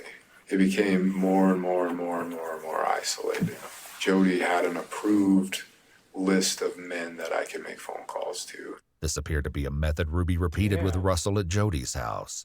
Ruby recounted in the journal how she woke one night to find Russell missing, and a note written in pebbles on the balcony which read, "Jail, I will call when I get there." Panicked, Ruby said she and Jody searched the house, then got in their cars and began driving around looking for Russell, which Ruby described as racing the devil. They brought him home. Disturbingly, she went on to describe the concession of letting Russell sleep in a bed and feeding him a full meal the next day as like stitching up a patient knowing you didn't get all the cancer out. Okay, look at me. Don't say help anymore. You done said it. Yeah, so I'm very clear what I'm talking about. Don't say that again. Do you understand? Because next time you won't be smiling on your face. Kevin explained that the situation never improved as everyone tried to appease Jody and Ruby. So I was completely cut off. If I went to my church leaders, I was seeking enablement. If I went to my family, I was seeking enablement. If I went to anybody, I was seeking enablement. I felt trapped. And that's where I was all the way up until the last week of July, when Jody called me one day out of the blue and just said, I don't understand why you're not getting it. While everything the police had learned so far was certainly horrific, they would soon realize that it almost got unimaginably worse for the children. Based on the journal entries, the authors believed that the children's bodies needed to be engaged in painful good work as punishment. Just as Ruby and Jody set out to look for rural land in Arizona for the Frankie children to work, Ruby got a text. "I found the land." As the move to Arizona loomed dangerously closer, it became obvious that the women wanted the pair to choose punishment over respite. In an emotional phone call made from her jail cell, Jody had this to say on the topic. Nobody wants the truth. Nobody wants the truth. Nobody wants the truth because these kids, I told Doug, I woke up, the spirit told me, it's all the devil. I mean, you've seen him. And he uses these kids, and he uses all of us as the adults, the parents that don't hold the kids accountable. So now it's abusive to make a kid sleep on the floor. It's abusive. Or it's abusive to, that's ridiculous. You can't even raise your kids anymore. This was the sort of stance Jody... What value do you get telling your kids to sleep on the floor? That's not a punishment. That's just being a dick and abusing them. He put forth through her program, Connections. At its peak, her Instagram had over 10,000 followers, leaving the police to wonder just how many other children might have suffered the ramifications of her influence.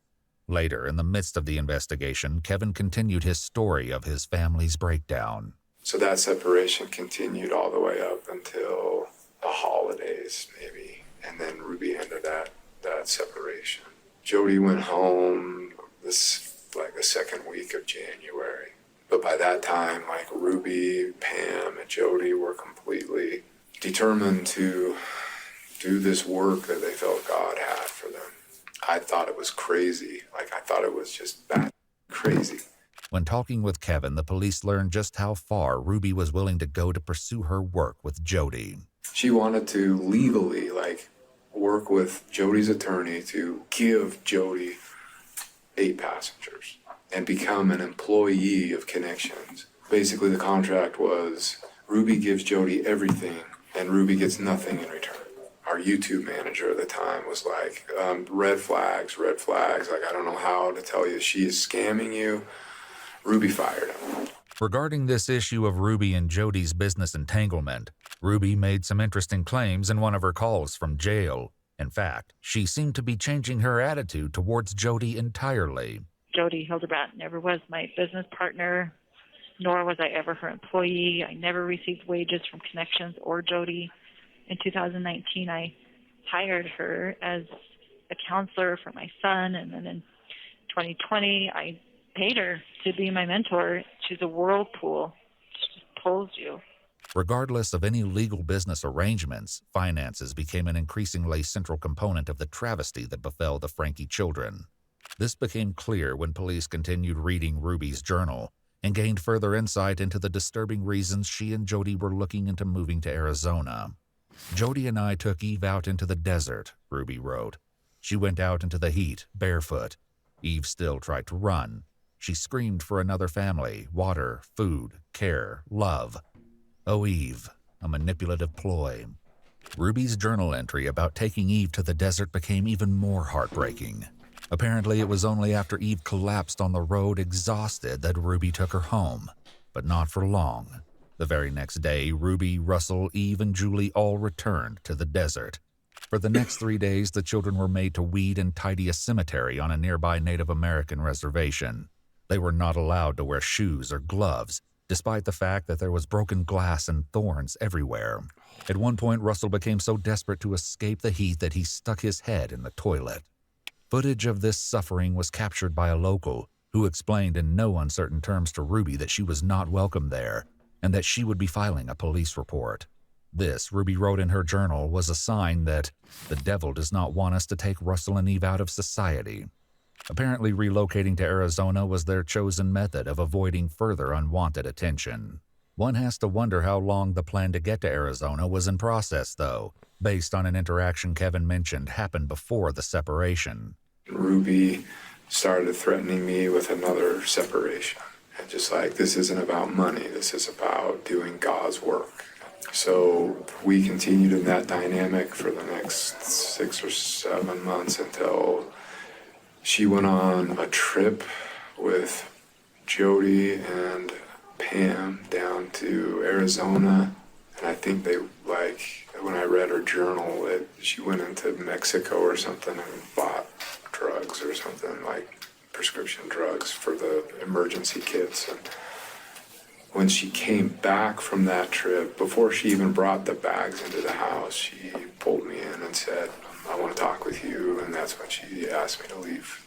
And so Kevin left and got an apartment in Springsville. At some subsequent point, Ruby also left the family home for the house in Ivins to live with Jody, where the lives of her children would become a living nightmare.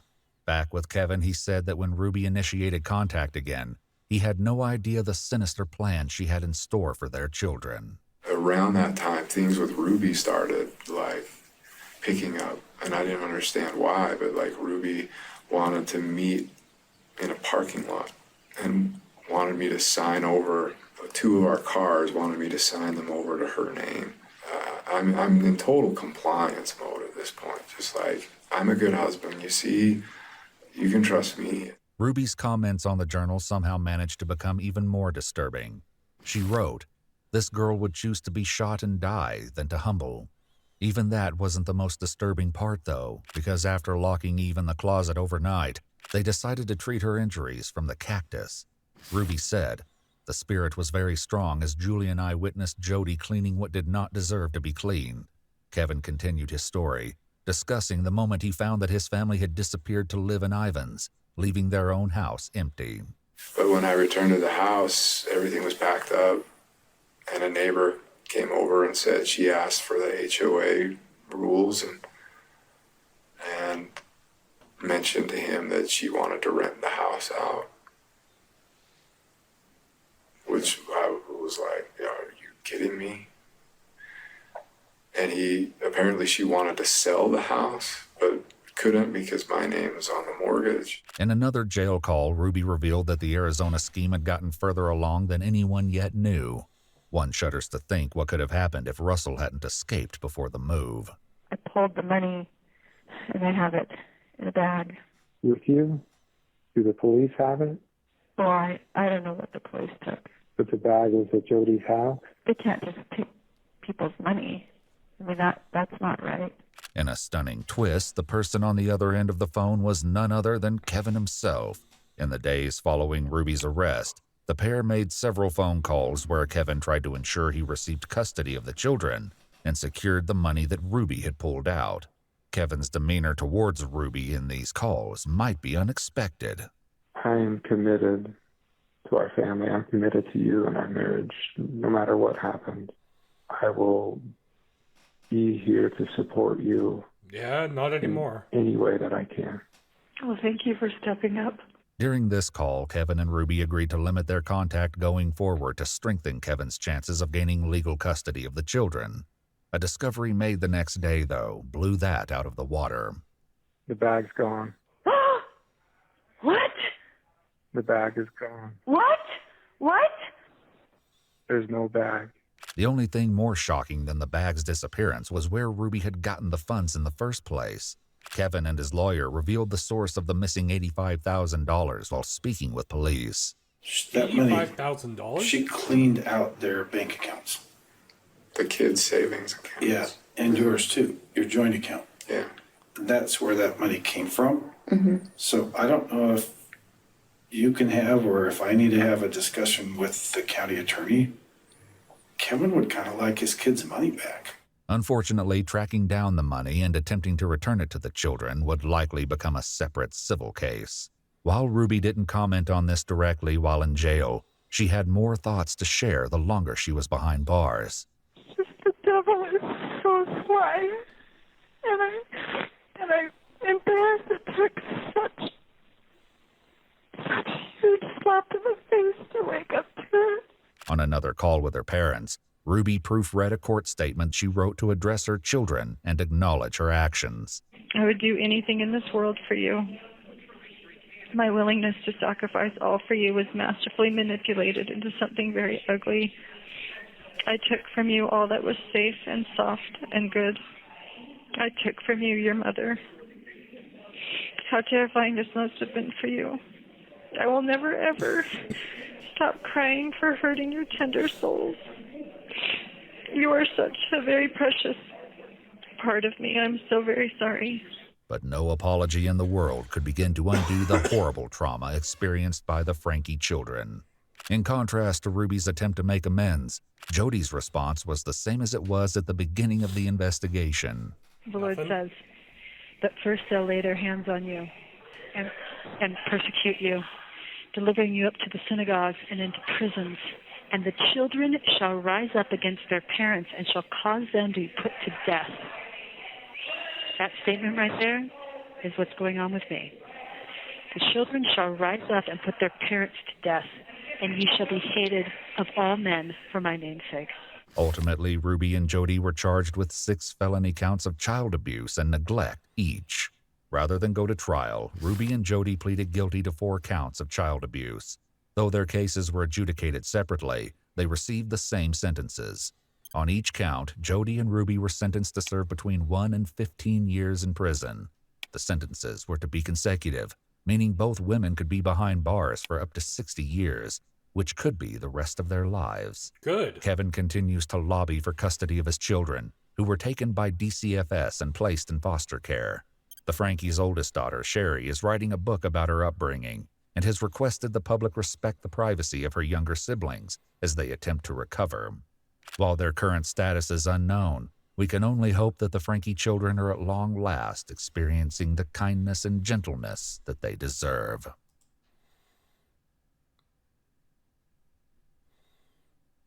Horror actress films are killing. I'm a notary. I got called to do a signing, and it didn't go well. He had this document. He thrust it at my grandmother. He said that if she didn't sign it, he'd kill my mother. Who shot him? I don't know. Would it surprise me if they conspired to kill him? It wouldn't surprise me at all. On July 26, 2016, a bitter family feud reaches an explosive breaking point in Applegate, Oregon, leaving one man dead and investigators scrambling to uncover who pulled the trigger. As they work to determine if this was a devastating accident or a cold and calculated plot, the truth emerges with the shocking realization that the entire incident was caught on camera. The following report is based on official police records, and most of the footage has never been seen before until now. Just before 4 p.m., a 911 call reaches Jackson County dispatchers, but they struggle to get critical information as chaos unfolds at a remote farmhouse. And I need someone now, and I need an ambulance. What's the problem? Take your best guess. God, take your best guess. What? I can't guess, ma'am. You're there. You tell me what the emergency is. I didn't see anything. All I can tell you is a gun went off. You need to tell me what happened. He's dead. I think he's dead. Who shot him? Is somebody coming? They're on their way. Who shot him?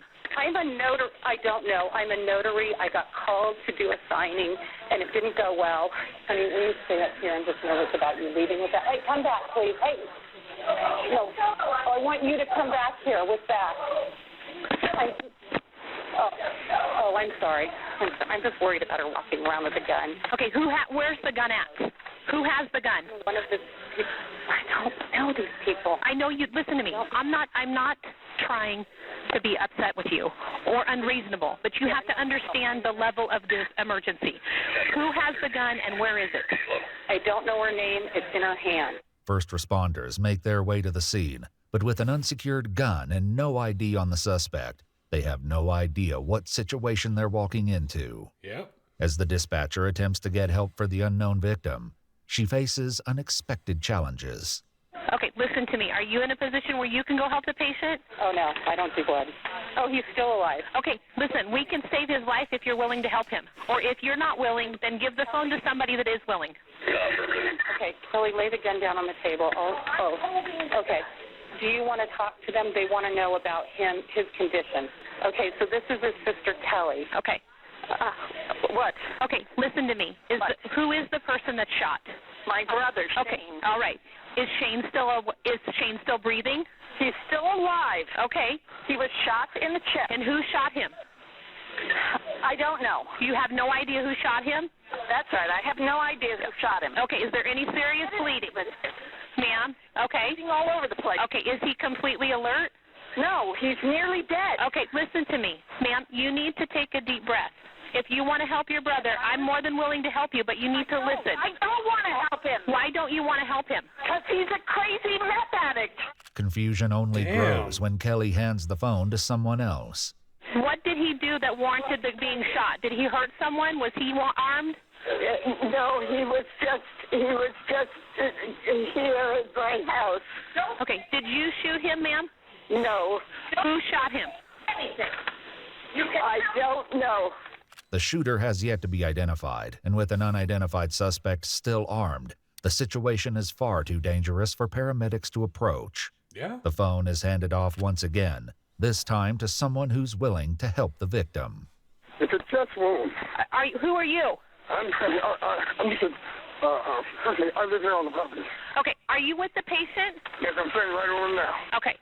Is he awake? Yes. Did you shoot him? That's a chest.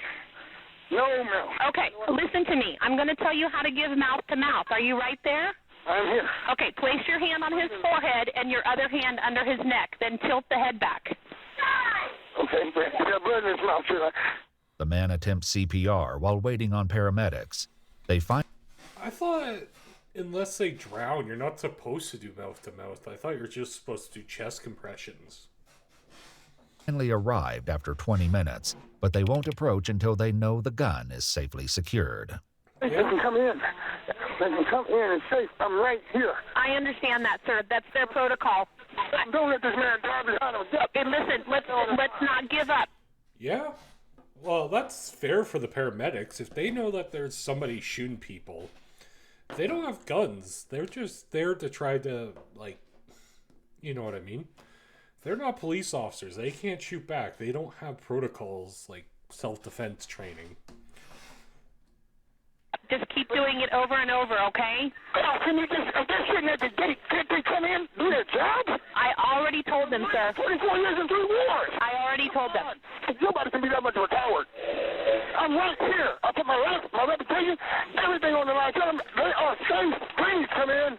The phone is passed once again back to Kelly, who finally updates the dispatcher on the gun's location. I have the gun. The person who shot the gun does not have the gun. The gun is hidden away. Okay, the gun has been secured? Both right here. Okay, the gun is secured. Okay. Please send them in. Okay, I let them know that the gun has been secured. And where's the female that did the shooting? Where is she at? My daughter, and she's in here. Okay. She's been with me. Okay. With the gun secure, first responders finally make their way onto the scene. But it's too late. 63-year-old Shane Patrick Moore is dead as the result of a single gunshot wound to the chest. Officers identify the family members present: Shane's elderly mother, Lori Moore, the owner of the home, Shane's sister Kelly, and Kelly's daughter, 26-year-old Aisling Tucker Moore Reed. As Kelly is placed in handcuffs, she questions if her brother Shane is dead, stating, "I hope so." Officers noted in their reports Kelly showed no remorse and made it very clear she was glad he was dead and he needed to stay that way. Given Kelly's statements during the 911 call and the fact she was seen holding the gun, suspicions surround her claim that it was Tucker who pulled the trigger. After Mirandizing Tucker, they begin to question her about what happened. But it soon becomes clear this family rivalry is more complicated than they ever imagined. Both Tucker and her mother, Kelly, are known for their work as authors. Kelly wrote the novel Deadly Medicine with her husband in 1988, a true crime novel chronicling the life of a serial killer. Tucker, along with her mother and sister, would later co-author the Amber House trilogy in 2012, a series of young adult novels with themes of gothic horror and science fiction. Despite the success of their books, family members tell investigators that Kelly and Shane would often fight over money, which led to an incident in 2015 in which Shane allegedly threw a bottle of motor oil through Kelly's screen door, which struck Tucker in the face. In a victim statement, Tucker claimed the injuries nearly blinded her and could have ended her career as a model and actress. She told investigators that a no-contact order was issued after the incident, prohibiting Shane from being near her. Recently, after Lori suffered a heart attack, Kelly and Tucker temporarily moved into the farmhouse to care for her. The long-standing tension between them then escalated when Shane showed up at Lori's house a week before the shooting. He had this document. He thrust it at my grandmother. He said that if she didn't sign it, he'd kill my mother. And about now, that is time... this stuff that you heard him say, or is it stuff that your grandmother this told? This is something nobody knew. My mother asked her, why would she sign a thing without anyone present? You know, right after you've been in the hospital, you already have a will. And that's when my grandmother kind of huddled into herself and said, he said he would kill you, Kelly, if I didn't sign this. And he had done that while I was in the house. According to reports, the document would grant an equal inheritance of the property if their mother, Lori, passed away. But according to Tucker, Shane's attempt to get a signature was in direct violation of his supposed no-contact order. Okay, so if you wouldn't have been there, could he have came in and been part of this whole notary thing and the discussion about that? If I hadn't been there, no, not with my mother present. Okay. So he's not allowed to even be around your mom? Right. So that is kind of background information I can provide you. And I just don't feel like I'm in a good position to speak about the incident today at all without a clear head and without a lawyer present. And I'm sorry about that. For now, the interview ends, but their time with Tucker is far from over. Meanwhile, though Tucker has described Shane as threatening and violent, friends and family adamantly disagree with the characterization. Has Shane ever been a aggressive or violent person, as far as you know? I have never witnessed him being aggressive or violent. Shane did make a statement days prior to this happening that he was afraid that, quote, he said, "I'm afraid Kelly's going to kill me. Afraid she's going to shoot me." Here's an unsolicited question. If you were to ask me, would it surprise me if they conspired to kill him? It wouldn't surprise me at all. A forensic analysis of the Damn. gun returned 2 fingerprints, but comparisons to Tucker and Kelly were insufficient to identify or exclude either of them as the shooter. The truth of who shot him remains to be seen. Thankfully, Tucker is ready to speak to detectives once more. Can you see me? Sorry about Hi. that. Hi. No worries. I just wanted to add one more thing. Okay. Since Tucker has previously mentioned an attorney, detectives read her Miranda rights again. She explains how she and Kelly reacted to what she believed were Shane's attempts to force Lori into signing documents against her will. I kept insisting that we call the police because that's elder abuse. Right. And my mother said if we called the police, he would just go berserk. She was afraid that he would set fire to the house, that he would cause damage, anything and everything. So nobody from there called the police For the elder abuse, no. Even though we did record my grandmother talking about how it had happened on the day of. We did have a 911 call from there, from that house. We had a call to our dispatch. This is a computer-aided dispatch sheet. On which day? Today. That's today's date. And the time that call was initiated was 1:44. Nearly 2 hours before the incident, Shane dialed 911, his words shedding an alarming new light on the unfolding story. I was hoping I could get a sheriff out here at my place. It's not a real emergency situation. Okay. What's going on? I'm expecting a notary public to be here at 2 o'clock to 2:30, and I don't want any trouble. I'm afraid my sister's going to try to stop the notary public and my witness from going in and signing the papers in front of my mother. Her kid fired off a gun over there this morning. You know, like they're, I don't know what the hell they're thinking, but I need this notary public to get together with my mother, and I don't want any trouble. The possibility that Tucker fired a gun earlier that morning cements her as a primary suspect in Shane's fatal shooting.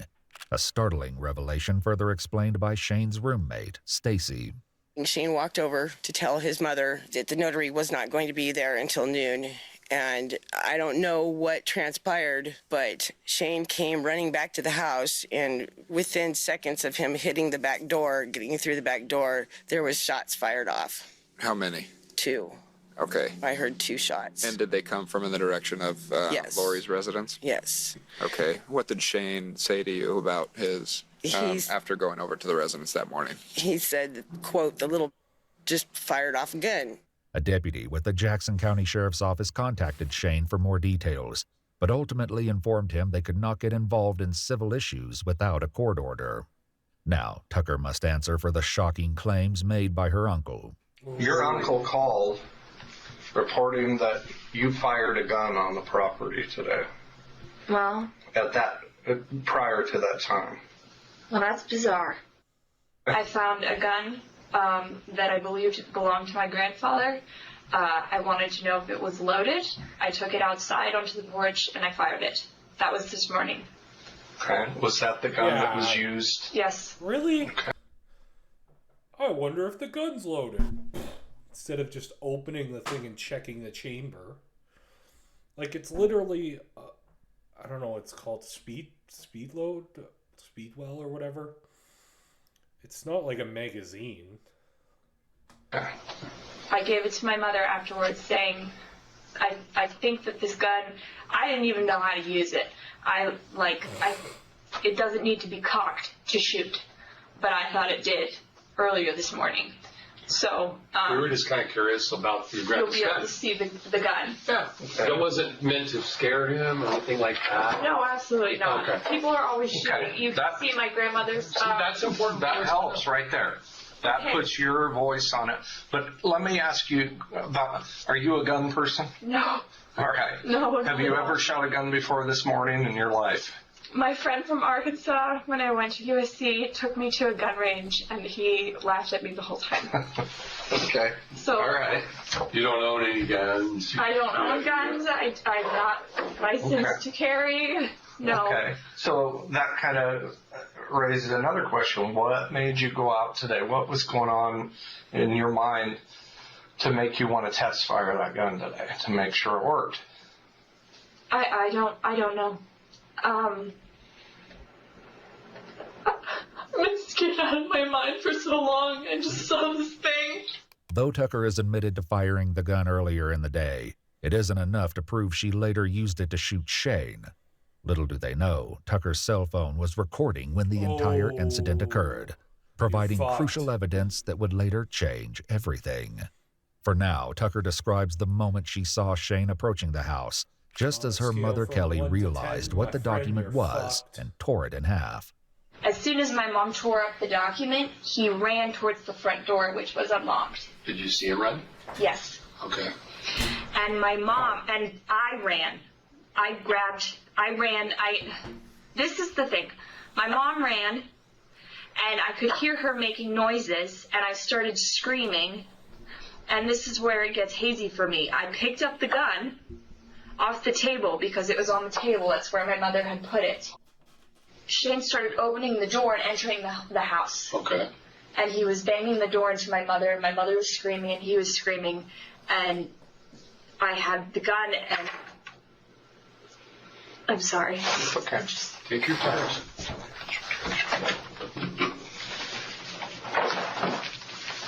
I don't even remember what happened. I was like screaming, and I thought that you had to cock a gun for it to go off. Did the gun go off? Yes. And I thought that it was gonna, yes. Okay, so let me ask you this. Why did you pick up the gun?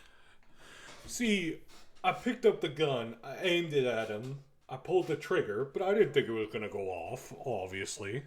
And there's no wrong or right answer here, Tucker. It's just we're trying to figure out. I was absolutely sure he was going to kill my mother. He told her earlier in the day that he was going to kill her if she messed anything up for him, and she ripped pieces of paper up right in front of him. With Tucker admitting she fired the shot that took Shane's life, the question remains whether her story of defending her mother's life is true or an elaborate deception. A friend of Shane's would later find it difficult to believe the shooting was anything but planned. The kid that shot him wasn't even supposed to be on the property because she filed assault charges prior to that. If there was a problem there the day before, why was she there with a gun the next day? Why were they even there? I mean, your guess is as good as mine. Yeah, I mean, to me, that's still premeditation, period. Proving her intent, however, would be a significant challenge.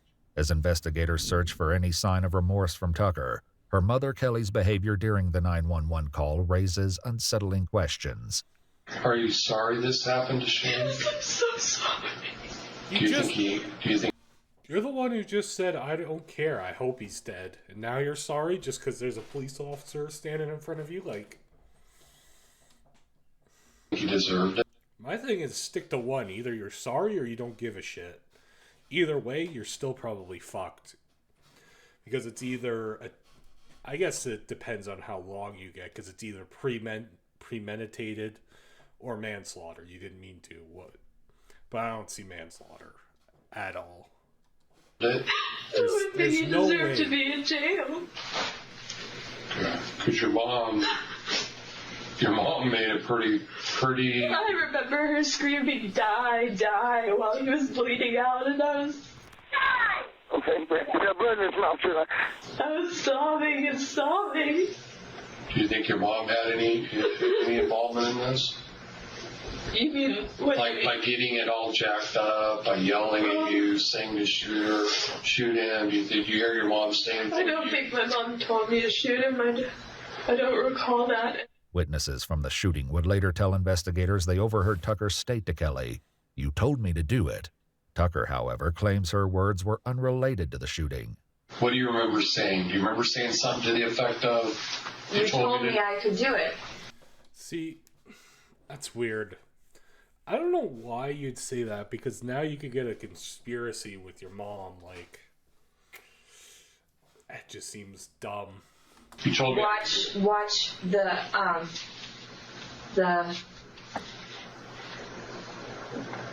I was referring to the fact that I saw Shane and that everything happened because I was right there, which is stupid because my mom was right there and she's the same thing as But he's not supposed to be around her. You told me to do it, or you told me I could do it, or something.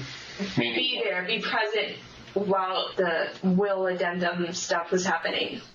In this particular case, what we need to do is clear out all suspicion that this was something that you shot him because you don't like him.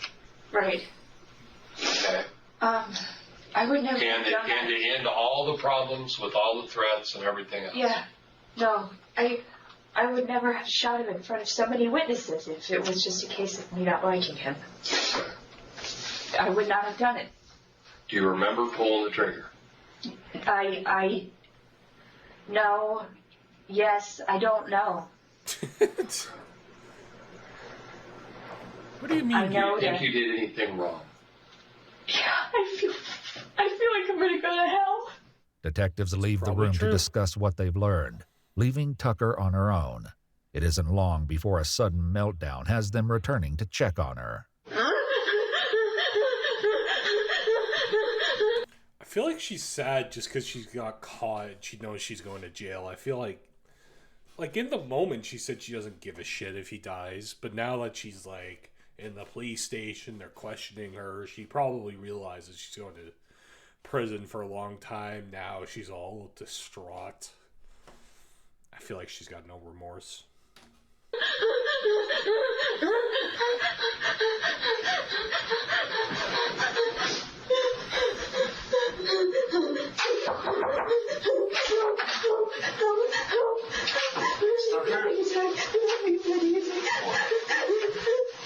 Are you okay? That guy doesn't give a fuck. Just,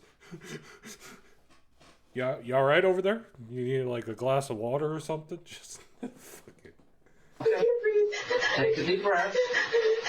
Detectives allow Tucker to move to another room in an attempt to calm her down. Unaware the incident was fully caught on camera, Tucker is initially charged with first and second-degree manslaughter. After entering a plea of not guilty, during the discovery phase of the trial, Tucker's attorney turned over her phone to the prosecution. It's then they discovered the shocking video.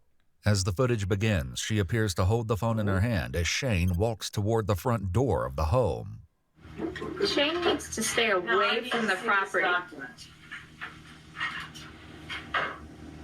Oh, this is a grant deed?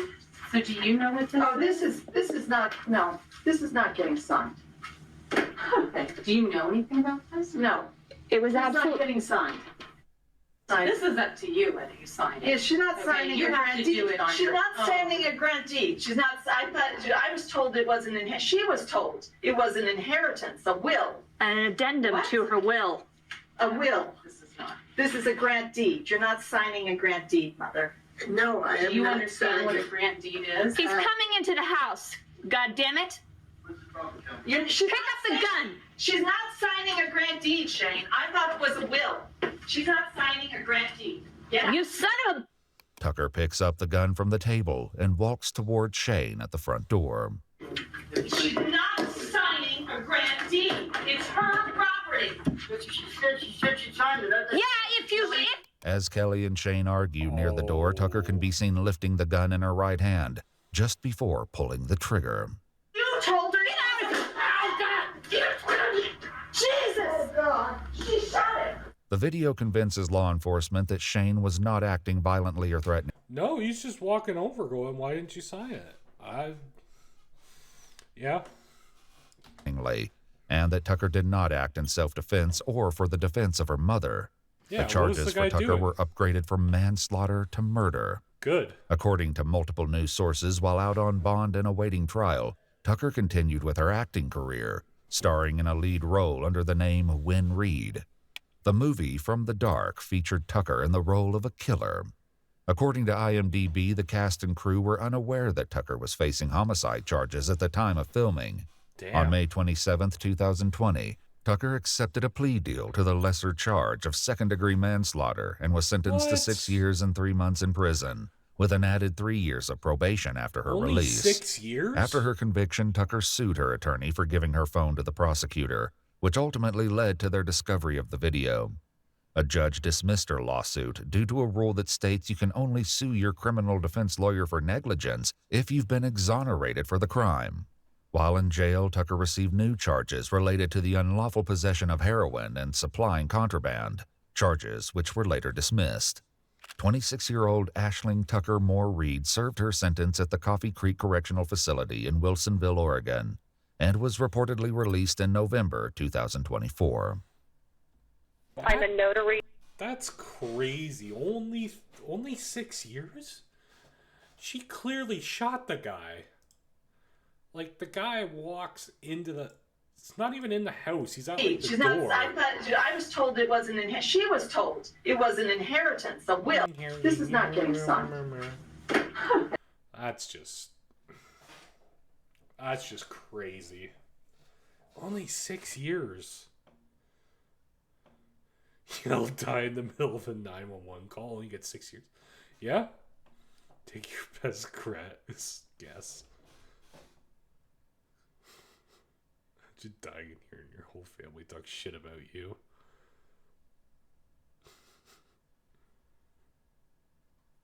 Yeah. That's crazy.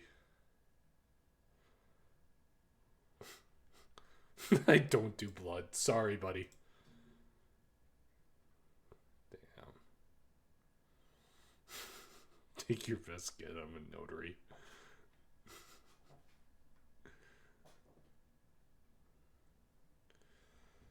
Oh, that's some crazy fucking story. Oh well, what can you do?